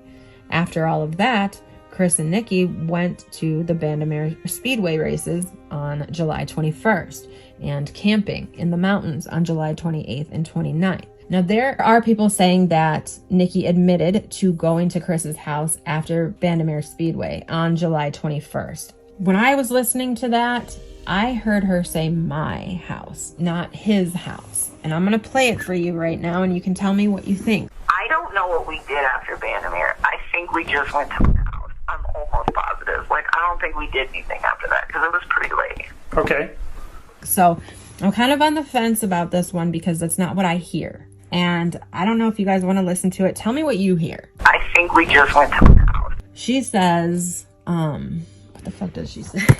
I don't know what we did after that. We probably just went to my house. I think we just went to my house. That's what I think she said. There's actually like a glitch in the sound, and you can't really hear what she says there. I think we just went to my house. I think we just went to my house. Now, according to other channels, she says, I don't know what we did after that. We probably just went to his house. I thought the same thing because I was listening to what other people were saying and I was hearing that. But when I was listening to it myself, I heard, I don't know what we did after that. We probably just went to my house. I don't know what we did after Vandermeer. I think we just went to my house. So everyone's hearing his, I'm hearing my. What do you guys hear? I don't know what we did after Vandermeer. I think we just went to my house. I don't know what to say, you guys. I hear her say, we probably went to my house. I think we just went to my house. It just lines up better than we probably went back to his house. I think we just went to my house. All right, I'm going to drop that. I'm going to leave that up to you, what you guys think. So that's why I'm kind of just going with the 2 times. I don't believe she was only at his house 2 times though. And the fact that they both have the same dates and it's almost like scripted, I feel like they figured that one out. So I don't believe that she was only there 2 times necessarily, but I don't feel like we have 100% proof that the 21st could be considered as one of those times for a fact, only because of what I just said. So, okay, let's move on from that. Now let's talk about the last family vacation to North Carolina. Shannan and the girls had already been in North Carolina for 4 weeks when Chris left to go meet them there. While Chris was at the airport, Nikki sent him a text telling him to, quote, take this time to fix the issues with your wife and enjoy the time with your family, unquote. According to Chris, this gave him a warm feeling of no pressure, and he really loved her for it. The first night Christopher arrived in North Carolina, Shannan was complaining of a really bad headache, and Christopher told her he would get her something for it. He says that Shannan thought she was taking an over-the-counter pain reliever, but what he really gave her was an 80-milligram tablet of oxycodone. He said that the pill made her really sick, and Shannan was up vomiting most of the night. Shannan spoke about this to her friends, though she didn't know that it was because Chris had given her an 80-milligram tablet of oxycodone. All she knew was she was up vomiting all night long, and she felt terrible, and that Chris had never even gotten up to help her. And Chris said he didn't help her because he wanted her to lose the baby. He felt that he had given her a large enough dose to have a miscarriage. He texted Nikki that he wouldn't be able to call her. He could only text her. And she replied to him with, quote, why not? Are you with her? Unquote. In his mind, he had been thinking that she wanted him to spend time with his family, but her reaction put the pressure back on him. Obviously, she wanted him to spend time with her no matter what. Christopher was used to trying to please the woman that he cared about, and right now he cared about Nikki. So for the next 8 days, he ignored his wife. At night, when Shannan would want sex, he would leave the room. He says he was not intimate with Shannan during that entire week that they were in North Carolina. He felt that he had to do this in order to disappear so that he could talk to Nikki for hours on the phone instead. In my opinion, Nikki had him feeling like he was cheating on her with Shannan. That's just my opinion, but I feel like he felt guilty if he were to sleep with Shannan. When Chris returned from Colorado, he went to Nikki's house using his work truck. And that day, Nikki gave him a key to her place, which she withheld from the FBI. we know she never told the FBI that Christopher actually had a key to her house that she provided to him. But this exchange told Chris that Nikki was ready to take the next step forward in their relationship. So he told Nikki that he was moving forward with the separation. He promised Nikki his relationship with Shannan was going to end, even though he had not yet talked with Shannan about a separation at all. Meanwhile, in Arizona, Shannan, still reeling from the horrible North Carolina trip, in the hopes that they could still fix their marriage or at least try to work on it, ordered a book and had it mailed to Chris, hoping that he would read it before she got home. When he got it, he didn't even open it. He just threw it in the garbage. Christopher said he realized that day that he could not have Nikki and his family at the same time.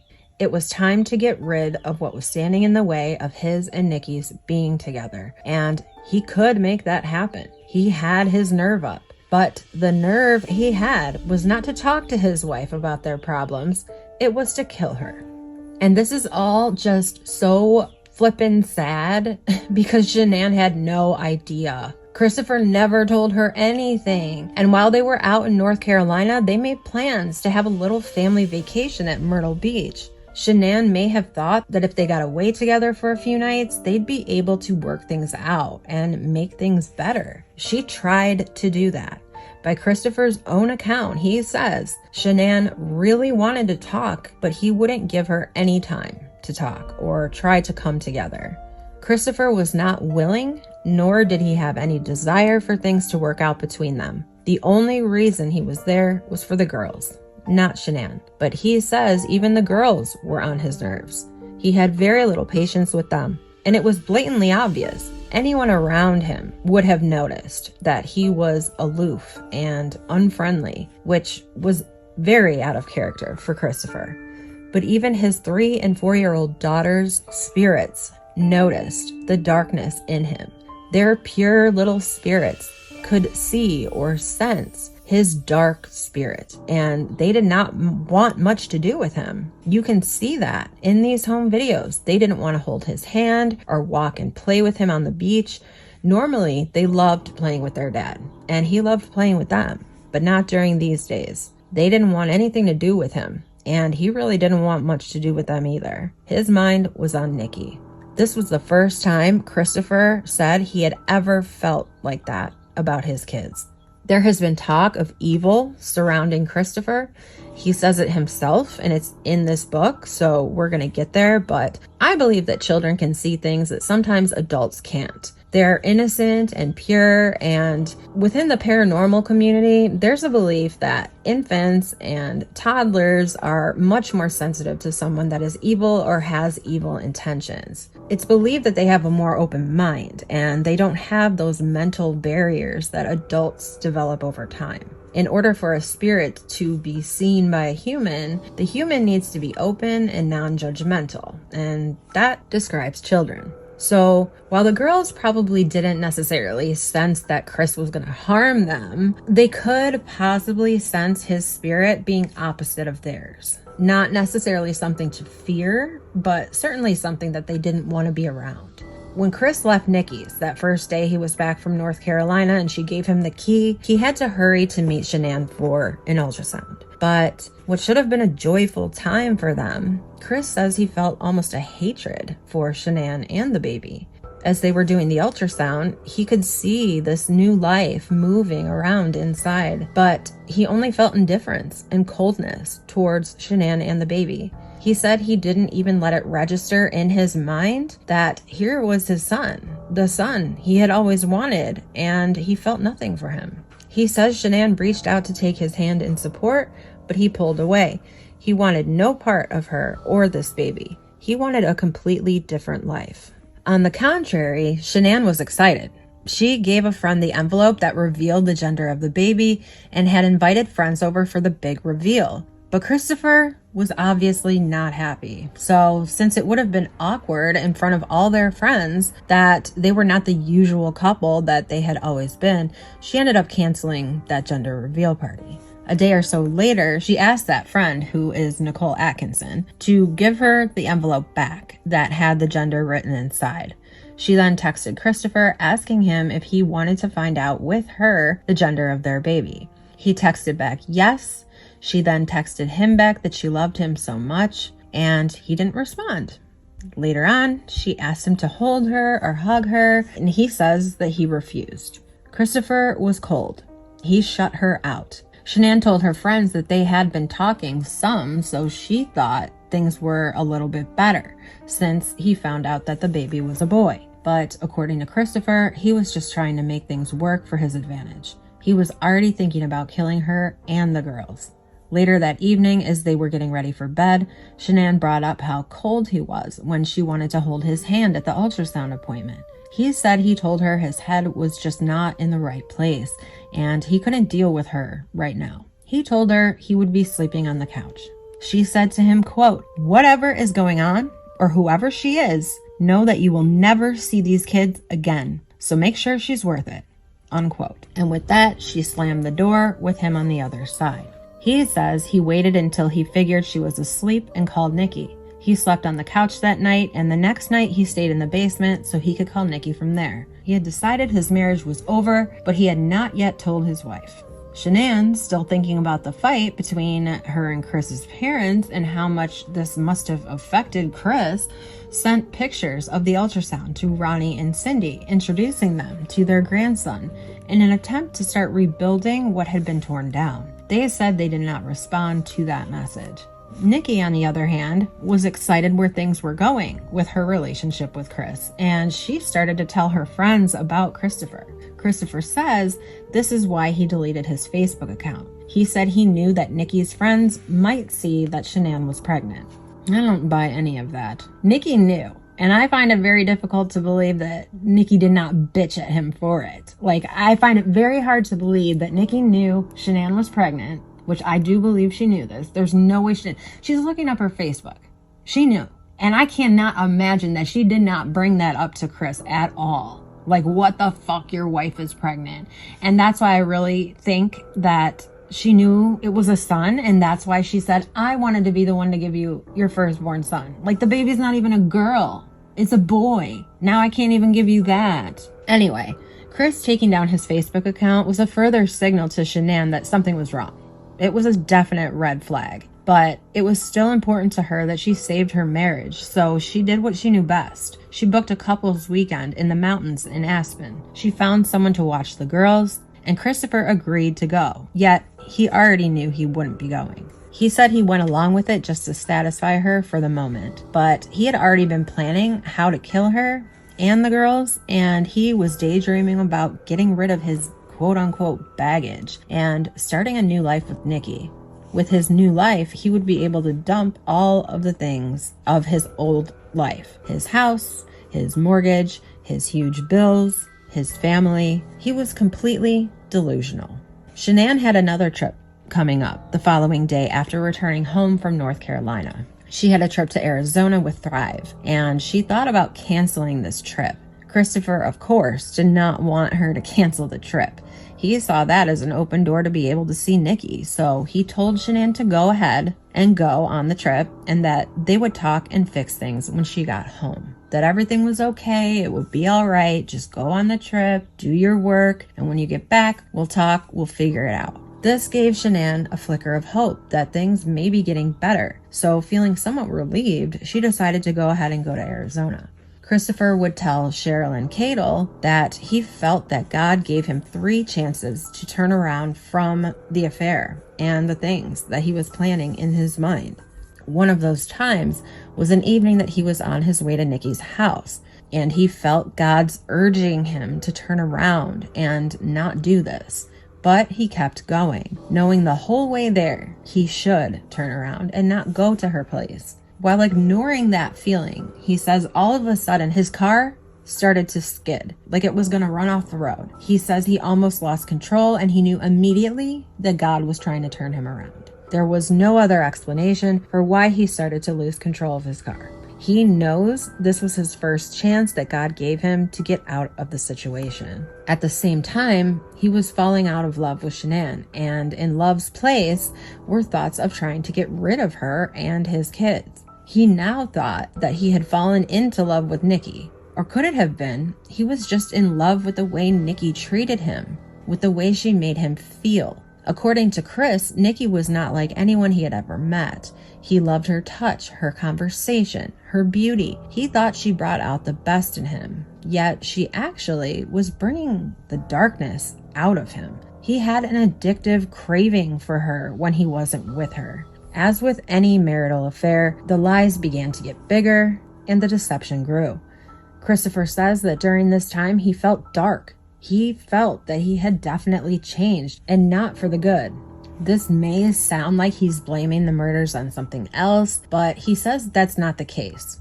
And, darkness would have to fill a person who could plan to kill his entire family because he had a mistress he would rather be with. Is it possible Christopher was temporarily insane that morning? Or oppressed by a dark spirit? Whatever it was, it prevailed. And in hindsight, it's not hard to look at it as a darkness that was hovering over the Watts home that fateful morning of the murders. Chris's dark plan was lurking over their home. There have been a lot of YouTube videos out there about spirits and sightings that were left in the Watts home. Many people have said that these are the spirits of Shannan Watts and the girls. But is it possible that Chris brought that darkness to the house and that it's not Shannan or the girls haunting it, that it is something much more sinister, something that may have been there before the murders even took place?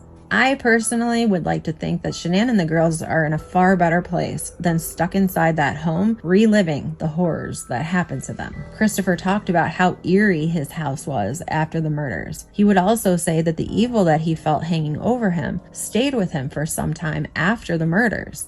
Another thing Christopher did not tell the FBI was that the thought of killing his girls did not just come into his head the morning of the quote-unquote rage. This was something he had been fantasizing about for a while. He says he planned both Shannan's murder and the girls' murders. He says that when he was distant and withdrawn from Shannan, in his mind, he was planning how he could kill her. He said he had been having these thoughts for a couple of weeks. He continued to tell Cheryl and Cato over and over that he knows, had he not chosen to have an affair with Nikki, he would never have killed his family.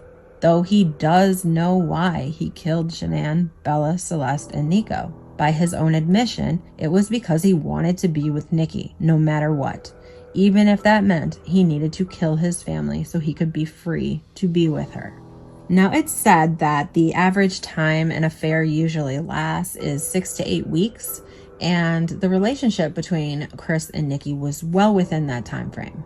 Had it been under normal circumstances and had Chris been left alone by Nikki, the times that he asked to be left alone, even just a little bit, he may have turned around.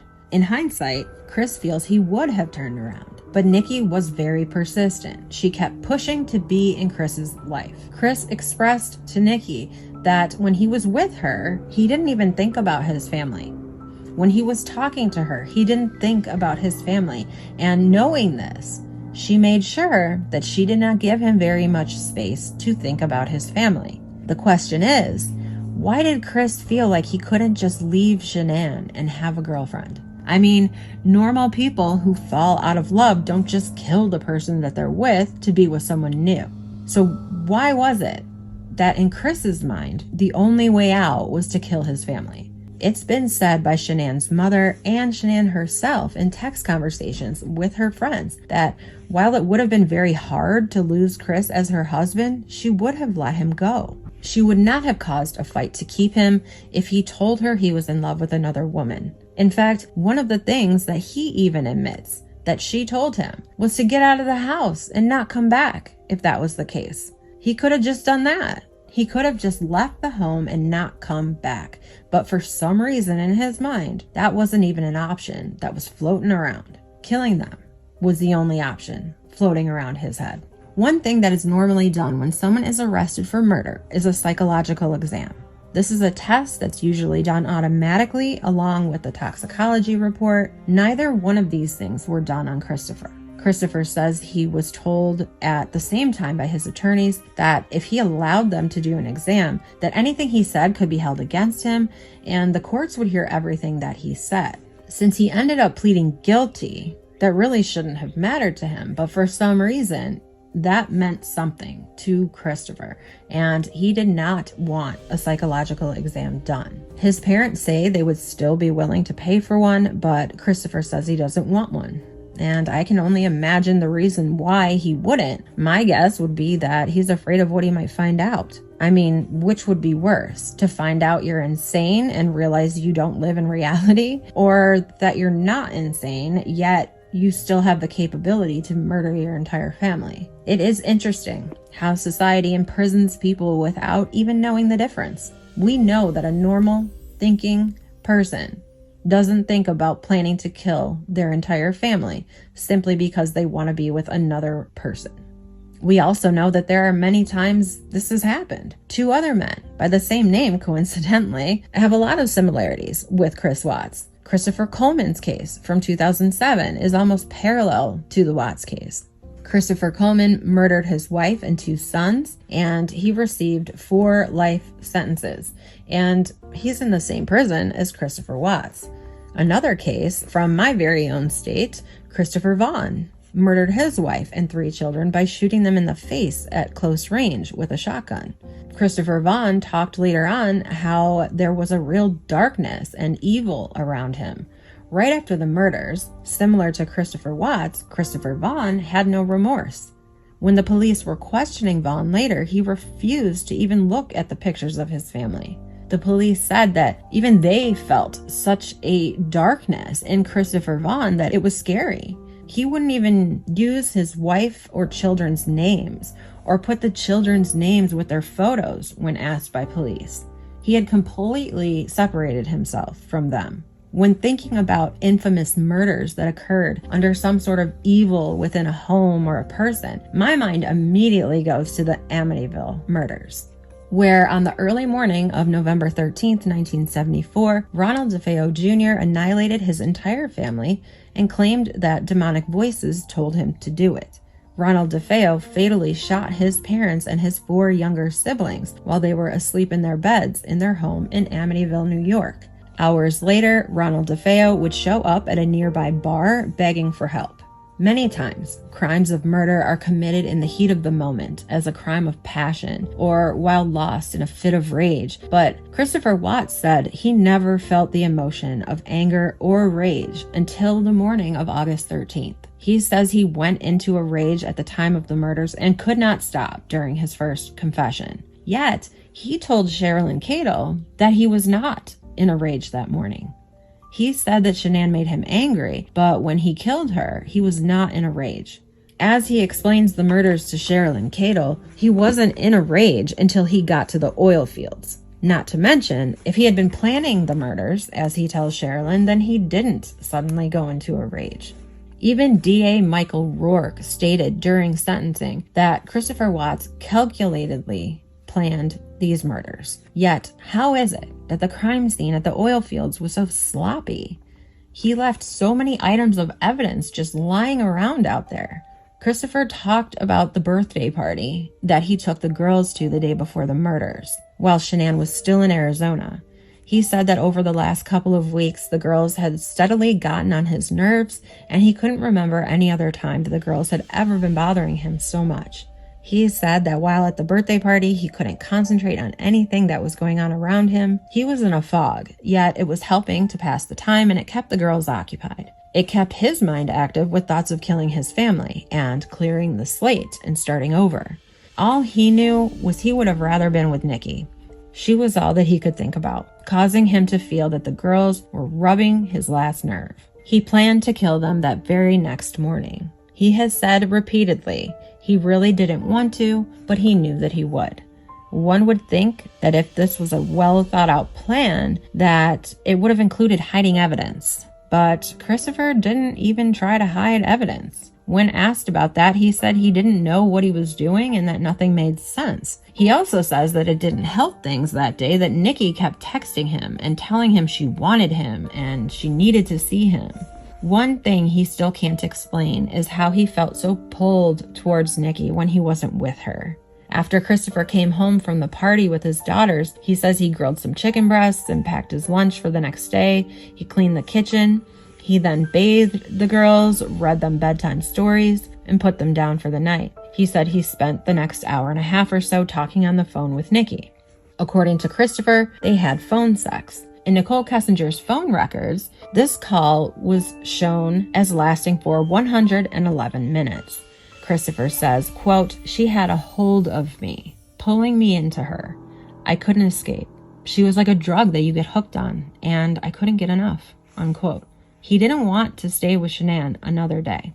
He said, quote, "Nikki was all I could think about," unquote. Yet, according to both Chris and Nikki, despite being so close and talking about everything and being on the phone for 111 minutes the night before the murders, while he was clearly planning on killing his entire family the next morning, he didn't say anything to Nicole Kessinger about that during that conversation. Had Christopher even planned what he was going to say to Nicole to make sense of what happened to his family when they suddenly showed up missing the next day? I hate that phrase. I can't believe that phrase just came out of my mouth. Showed up missing. Like, people will say that all the time. Turned up missing. How do you turn up missing? How do you show up missing? That's like completely opposite. If you're showing up, you're there. If you're missing, you're gone. Anyway, Christopher would say that when his children were put in bed, they would usually stay there. But that night was different for Bella. She kept getting out of bed, wanting to know when her mommy was coming home. Could it be that she had a feeling something bad was going to happen? I can't even think about that. Those poor kids. Like, I can't even go there. The following I have taken directly from the book, and it contains, in Chris's words, what happened on August 13th of 2018. And I do want to say there are more details in this confession than in the two confessions we've already heard. The second confession that Chris gave was after sentencing, when the FBI gave him that surprise visit in February of 2018. The confession that Christopher Watts gave Sherilyn Cadle is a bit more detailed and has a few more details that are very disturbing. So I'm just going to put out another little warning right now. What you're about to hear is very sad, very disturbing, and very detailed. Christopher writes, quote, "I don't know if you want this in the book or if God does, but here are the things that I left out," unquote. And this is in regards to his confession with the FBI in February of 2019. The things that he left out during that confession. Number 1, August 12th, when I finished putting the girls to bed, I walked away and I said out loud, quote, "That is the last time I'm going to be tucking my babies in," unquote. I knew what was going to happen the day before, and I did nothing to stop it. I was numb to the entire world. I had literally taken my kids to a birthday party, played with water balloons, had an amazing time, sang songs all the way home, gave them a bath, a shower, ate dinner, read bedtime stories, and sang bedtime songs, and still, nothing registered.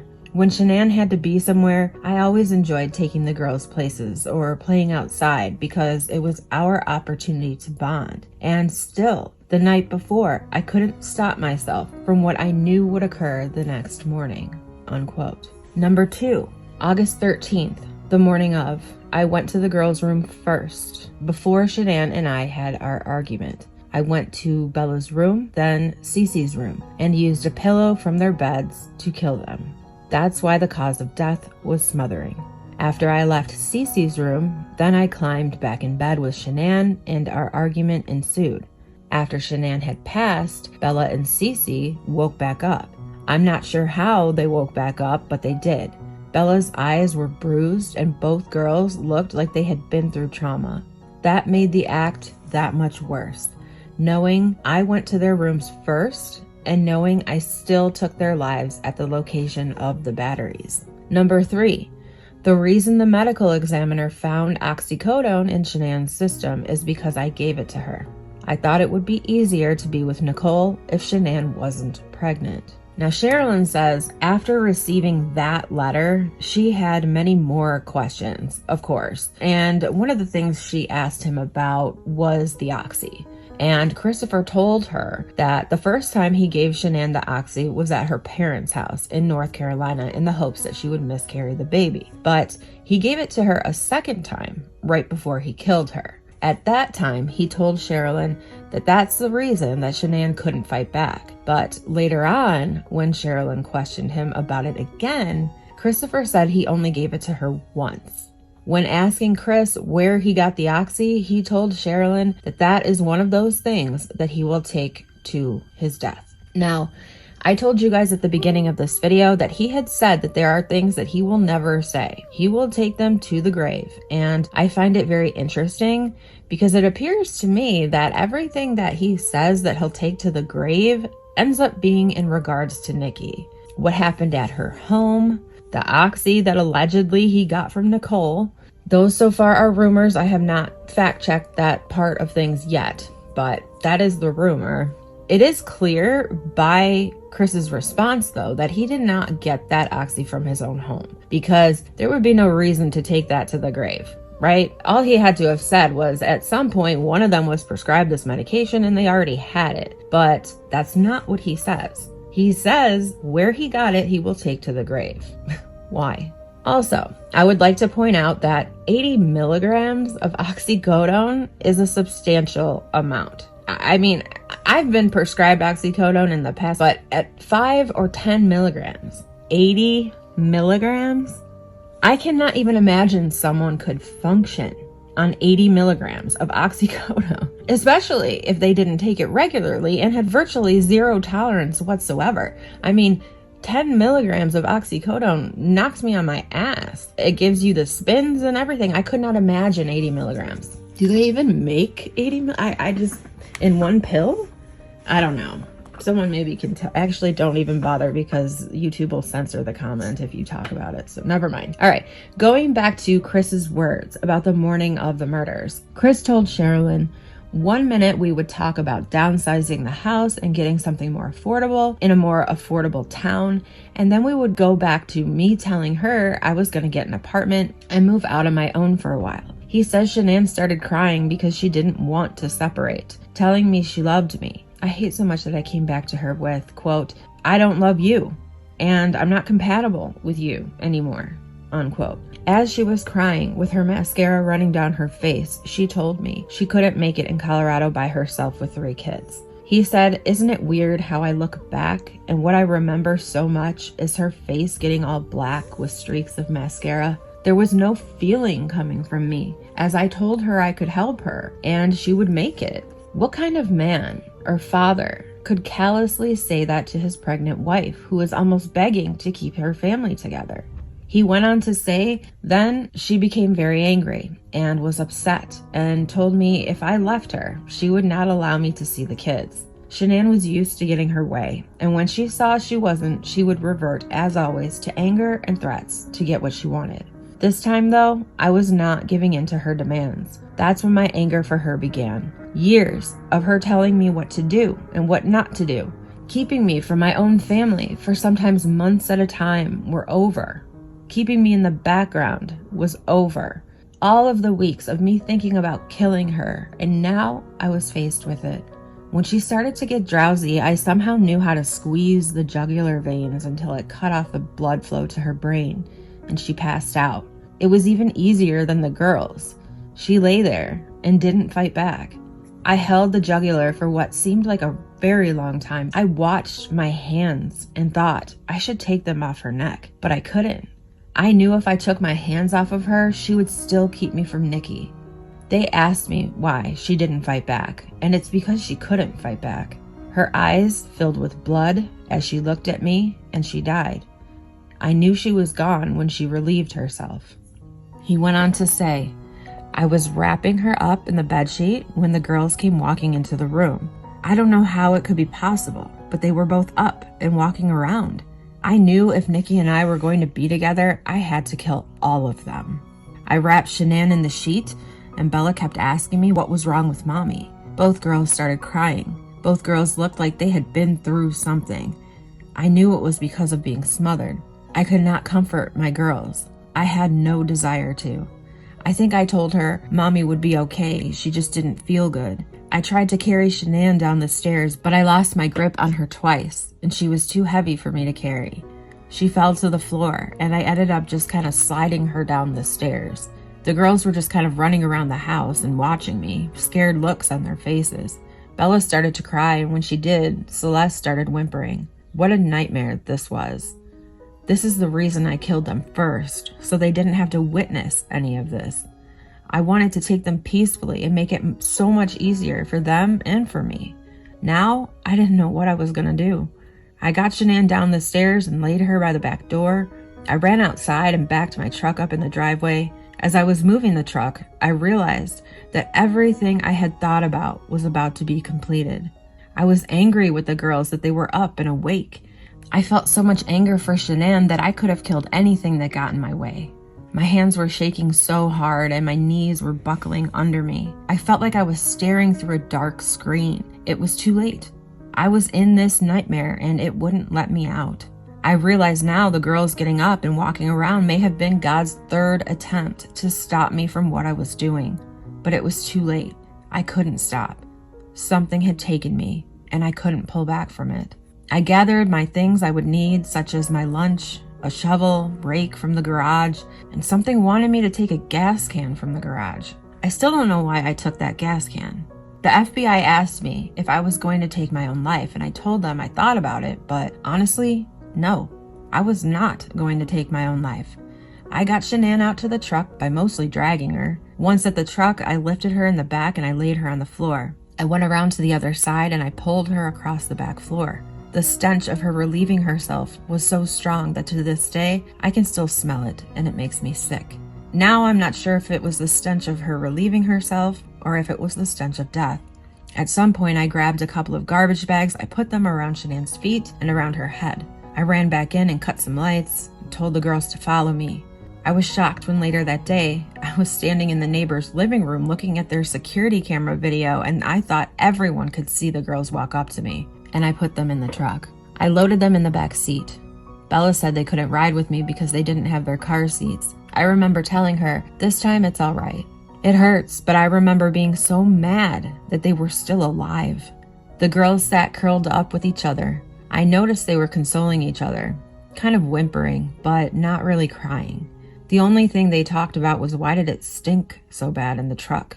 I could not believe that they came back to life. Now, I had this to deal with, for the second time, plus Shannan. I was still shaking and in a sweat, and my heart was pounding so hard in my chest. I didn't know what to do next.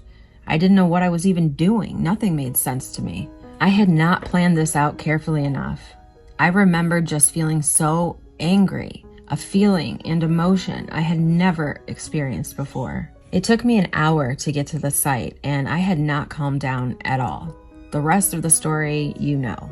I dumped Shannan on the ground, and then I walked back to the truck, and with the blanket that Celeste was holding, I put it over her head and I smothered her. I carried her up the stairs, I opened the hatch, and I was surprised at how small the opening was. I lifted her up and down into the hole. She went in pretty smoothly. I remembered as I was lowering her body that I would never see her again, but instead of the love I had always had for her, numbness was in its place. I couldn't feel anything for her. I couldn't believe how easy it was to just let her drop through the hole and let her go. I heard the splash as she hit the oil. Then, without blinking an eye, I went right back to the truck. I went over to Bella. She asked me if I was going to do the same thing to her that I had just done to Celeste. I don't think I answered her. I just put the same blanket over her head and smothered her. I could not believe, though, how much of a fight that she put up. Little, quiet Bella had a will to live. Nothing registered in my head for her. Out of all three, Bella is the only one that put up a fight. I will hear her soft little voice for the rest of my life saying, "Daddy, no." She knew what I was doing to her. She may not have understood death, but she knew I was killing her. I was so empowered at the time. I had the strength to climb those stairs for a second time and put her little body through the hole in the next tank. Bella was harder to get down the hole. Her arms and shoulders did not want to fit through the hole, so I had to force her through the hatch. They told me they found a tuft of blonde hair. I would suspect that's when that happened. I did separate them purposely. I was trying to get them as far away from Shannan as possible. I guess I put them in the tanks to make sure this time they didn't get up. I don't know why, except for the anger I felt. You asked me why I was so angry with Shannan. It was a couple of reasons. I was angry that she cut me from my family, and I was angry because she was standing in the way of me being truly happy with someone I wanted to be with. Had I not killed them, when I got home that afternoon from work, Shannan would not have let me in my own house. She would have locked all the doors or had the locks changed to show me that she was in control still. I would have had to make a scene, which is something I didn't want to do or for our neighbors to see. I had to put the girls in the tank so they wouldn't get up a second time. I then went and dug a hole for Shannan. The dirt was loose and I remember easy to move. When I dug the hole, it seemed a lot deeper than it was. As I pulled on the sheet, she rolled out into the hole. I think she had given birth. She landed face down. I remember being so angry with her that I was not going to change how she landed. I didn't think about if the hole was deep enough or I had the hole in the right place or if I had made sure to pick everything up so there was nothing left lying around. I realized I had just murdered my daughters twice. I still don't understand how that happened because I know they were dead the first time. My entire life lay there on that oil site. All I could feel now was I was free to be with Nikki. Feelings of my love for her was overcoming me. I felt no remorse. The darkness inside of me had won. It was still in me though. I thought maybe permanently. I felt evil, swallowed up by this thing inside of me. I felt like I could kill anything and be justified for doing it. I didn't feel any remorse for what I did. I didn't feel bad for killing my entire family. I really didn't feel anything. My mind went to the dog. Did I remember to put him in his cage? After Christopher killed his family and drove away from the site, Nikki texted him to look up the song by Metallica called Battery. At the end of the last video, I put some of the lyrics to that song on as I was closing my video out. But here are the full lyrics to that song. If you've been with me for a long time, you know how I feel about coincidences. And if you haven't been with me for a long time, in my opinion, there are no coincidences. The evil force that Christopher Watts thinks was pursuing him was also within his home. Christopher feels this was a force that kept causing him to have a reoccurring dream. In the weeks leading up to the murders, this disturbing dream made him realize that there was something that was coming after him. He realized it had been chasing him until it caught him. In this dream, he was lying on their bed asleep. He would wake up in his dream and all the lights in the house were on. They were on upstairs and downstairs. Then in his dream, he would realize he was all alone, that his family was gone and it was just him. The dream gave him an awful feeling, and somehow he knew that this dream was going to come true. Sure enough, the night of August 13th, the night after he had just killed his family that morning, he said he turned off all the lights and went to bed. He woke up startled and realized all the lights in the house were on, and he knew he had turned them off before lying down. The first thing that came to his mind was he was all alone and his family was gone. This was his dream exactly. He said he laid downstairs the rest of the night. He was so creeped out.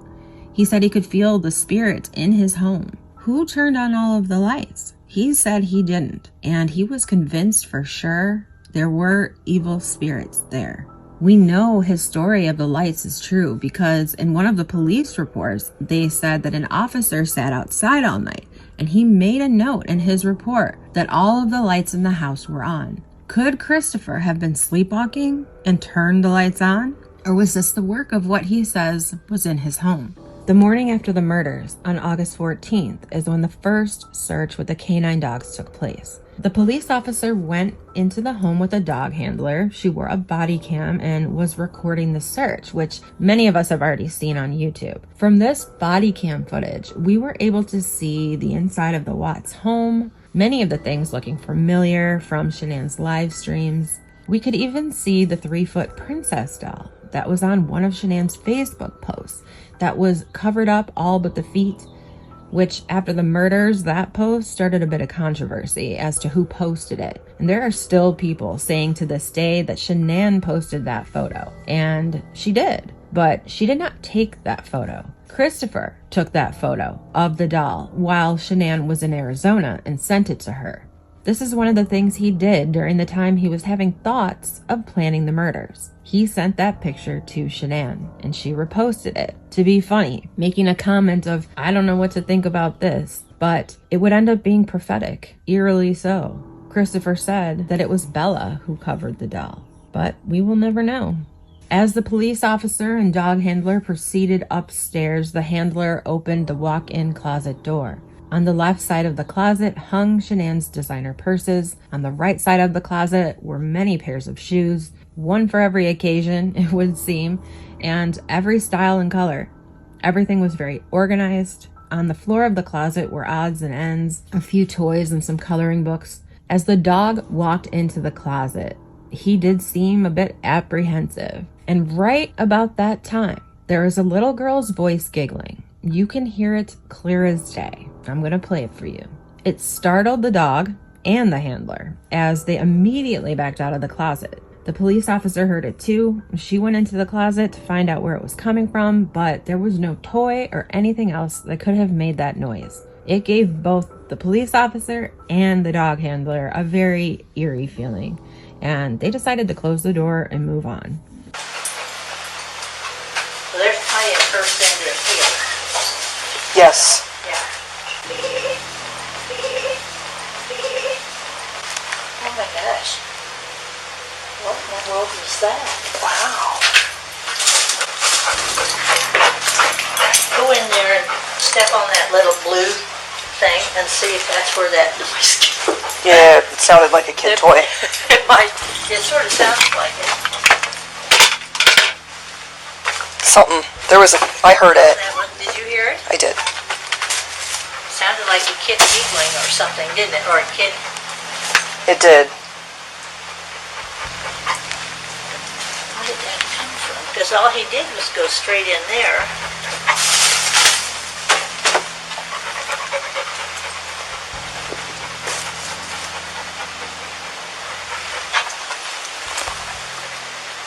That was strange. Well, we'll make a note of that. I heard it. I definitely heard the same thing you did. Yeah, and then he just sort of turned around and looked. But I didn't expect that already. Now, supposedly the dogs were there to find out if there was a dead body in that house. Then later it was said that the dog would be able to sense if there had been a struggle. The police report stated that there was a struggle or something that happened at the inside back garage door. This would have been the door Christopher brought Shannan through. That would be according to Christopher, but there were some other alerts on that body cam footage, and of course we are going to get into that, just not in this video. Again, this video is just about what's in the book. Christopher talked to Nikki that day, and in their conversations, Nikki said she asked Christopher where his family could be. Of course, he denied everything, but somehow Nikki said she could just tell by his voice that something was not exactly how he was saying that it was. And when they got off the phone, she cleared all of his text messages and phone calls. She was concerned it would appear that she was involved. So before the police found her, she decided to go find them. From her first encounter with the police, Nikki made it sound like Christopher was just a casual friend who she was really not even fond of, let alone serious with. But in actuality, we know he was much more than that. Nikki always wanted to downplay their relationship with the authorities. The police weren't even looking for that yet, but it was given to them by the mistress herself. She showed up at the police department with a silver platter ready to bare her soul, or so it seemed, making herself the victim in this tragedy. But at that point in time, Shannan and the girls were still missing, and the police weren't really focused on an affair. They were focused on finding Shannan and her two daughters. The police were watching Christopher's every move that day. There was an unmarked car that sat down the street, the undercover agent logging all of the comings and goings of Christopher and any other visitors.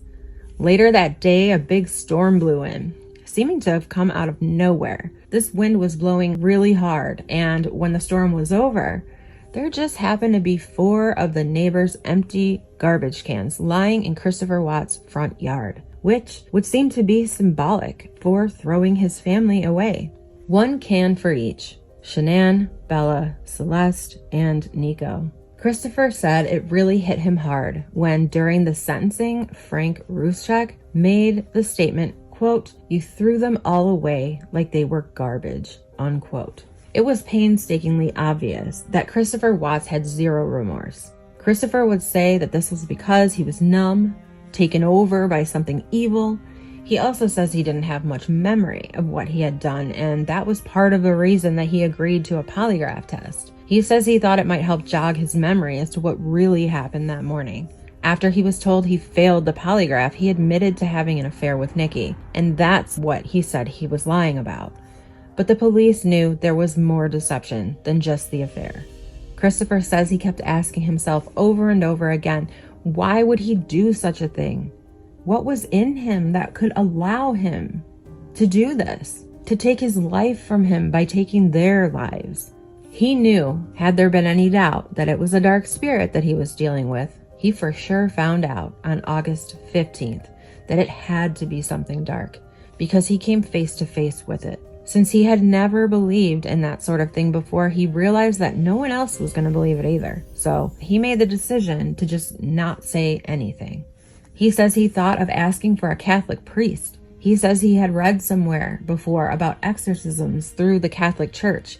The night the dark spirit left him, he believed there were 2 of them. He says he talked to them, saw them, knew that they had confronted him. They appeared to him, he says, in the form of his maternal grandparents. The following is taken from one of Chris's letters to Sherilyn Cadle. Quote, "I arrived at the Weld County Jail the night of August 15th. I get booked, fingerprinted, and my picture taken, and then escorted by a deputy and 2 technical officers to the unit I'm staying in.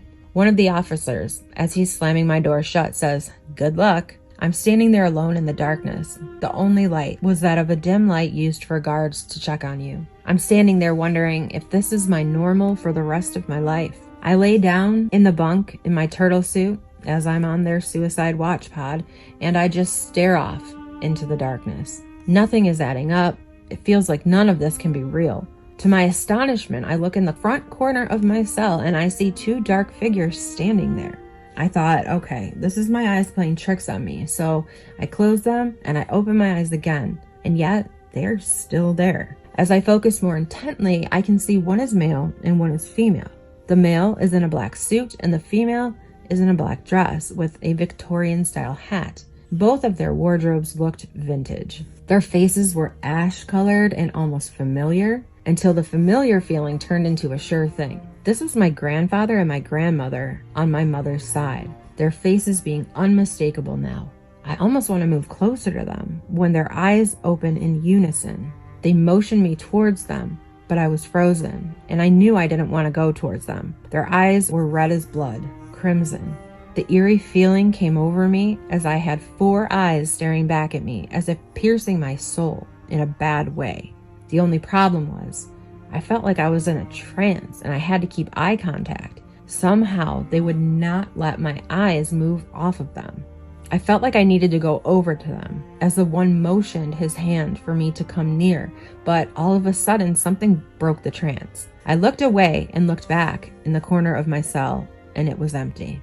The pair was gone. I obviously couldn't sleep much after this event, thinking this type of visit would only get worse if I let my guard down. I knew without any doubt this was part of what was inside of me. It completely freaked me out. I realized I did have a demon inside of me. During this time is when I started reading the Bible. I didn't know if I should even pick the Bible up because I thought I was too far gone because of what I had done. I was lost, broken. I even listened to the other inmates informing me the different ways I could take my own life while in my cell. There had to be something in this book that could help me persevere. It was shortly after finishing the Bible that Christopher said he felt the hands of God on his head, releasing him of this evil that had overcome him. Christopher says, quote, "Lockdown was at 10 p.m. and I went into my cell. I laid on my bunk in the dark with a picture of my family frozen in my head. I see Bella, I see Celeste, I see Shannan. I see their bright, shining faces, their gradient cheeks, their beautiful smiles. Now, more memories flood my brain. Memories of the pool, when both girls would jump into my arms and I would fly them around.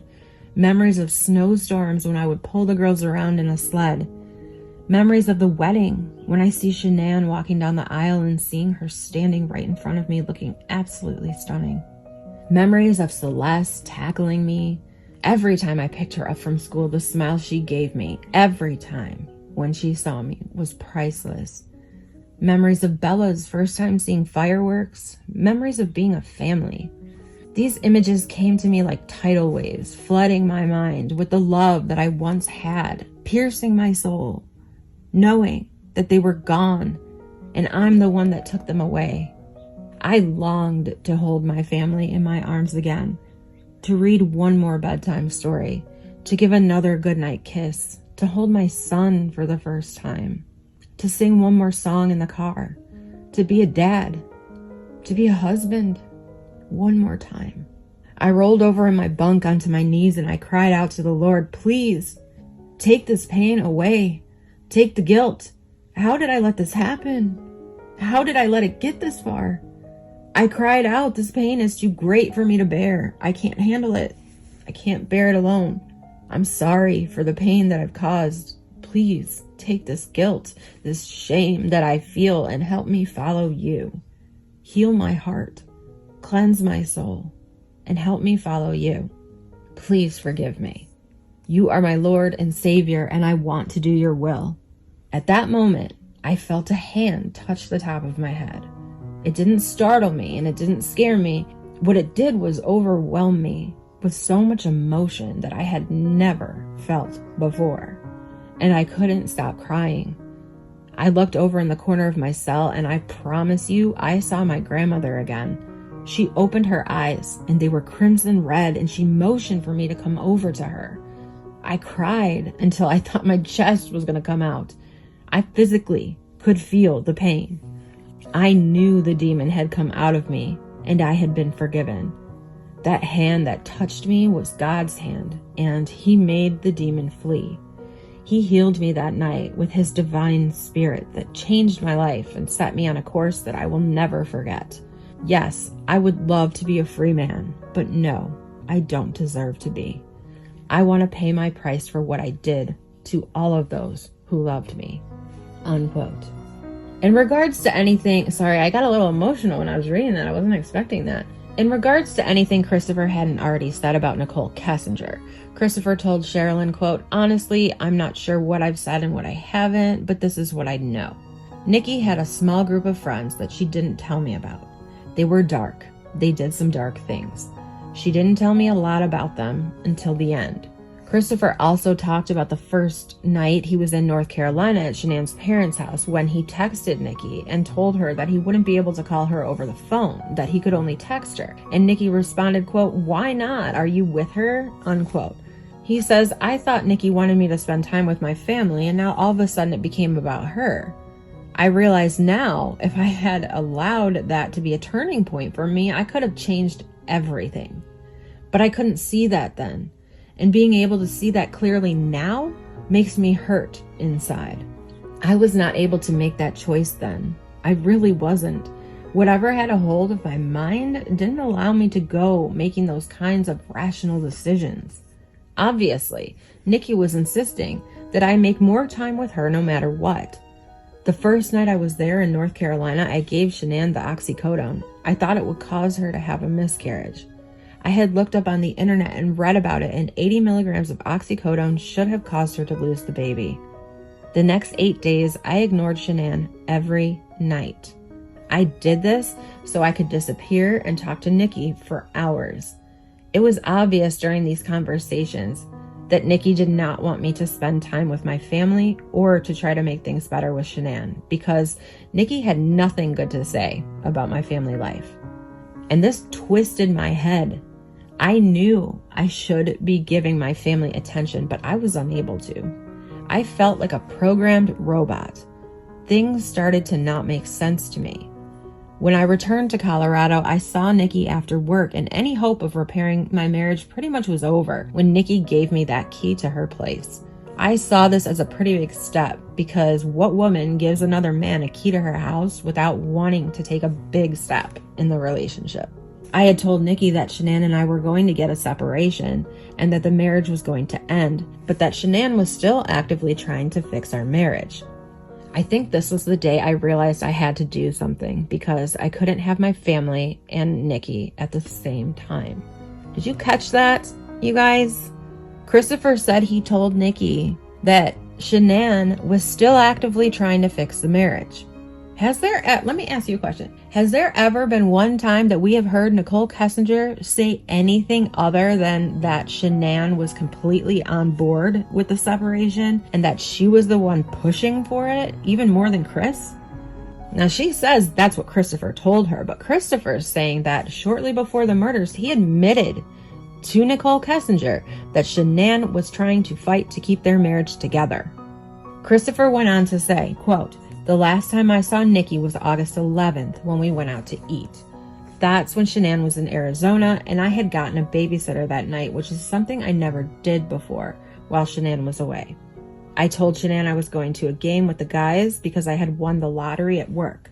Nikki and I talked about our future plans. She told me about apartments she had found for me. She said she was looking at apartments that were big enough for me and the kids. She said after I had my own apartment, we could move at a slower pace and treat our relationship as a normal relationship. And this told me her main objective was to get me away from my family, specifically Shannan. Nikki said she felt that we had been taking things really fast, since we were together pretty much every night possible in June and July. She started telling her friends about me, and I could tell she was making plans for our future together. Here, I had a beautiful wife and beautiful kids at home. There was nothing Nikki could offer me that I wasn't able to get from home, except that I could be myself around her. That was not a reason to get rid of my family. Shannan did not do anything for me to get rid of her." Obviously, in regards to this book, there is so much more, but I feel that I read the most important parts of Chris's side of things. So I'm going to end part 2 now. I'll be working on part 3, where we will be getting into more of the lies and inconsistencies of Nicole Kessinger's story. And I really, really, really want to talk about Jim. We will also be getting into the phone records of Nicole Kessinger in part 3 and the phone pings. At least that's the plan. I made a list of the order that I wanted to discuss things, and this book, taking over part 2, kind of threw a wrench into things. But again, I felt it was very important. It all ties together, and I always want you guys to know as much as I have learned. Please have a great rest of your day, your week, your weekend. Please be safe, be healthy, be happy, and most of all, be unapologetically you. Bye-bye.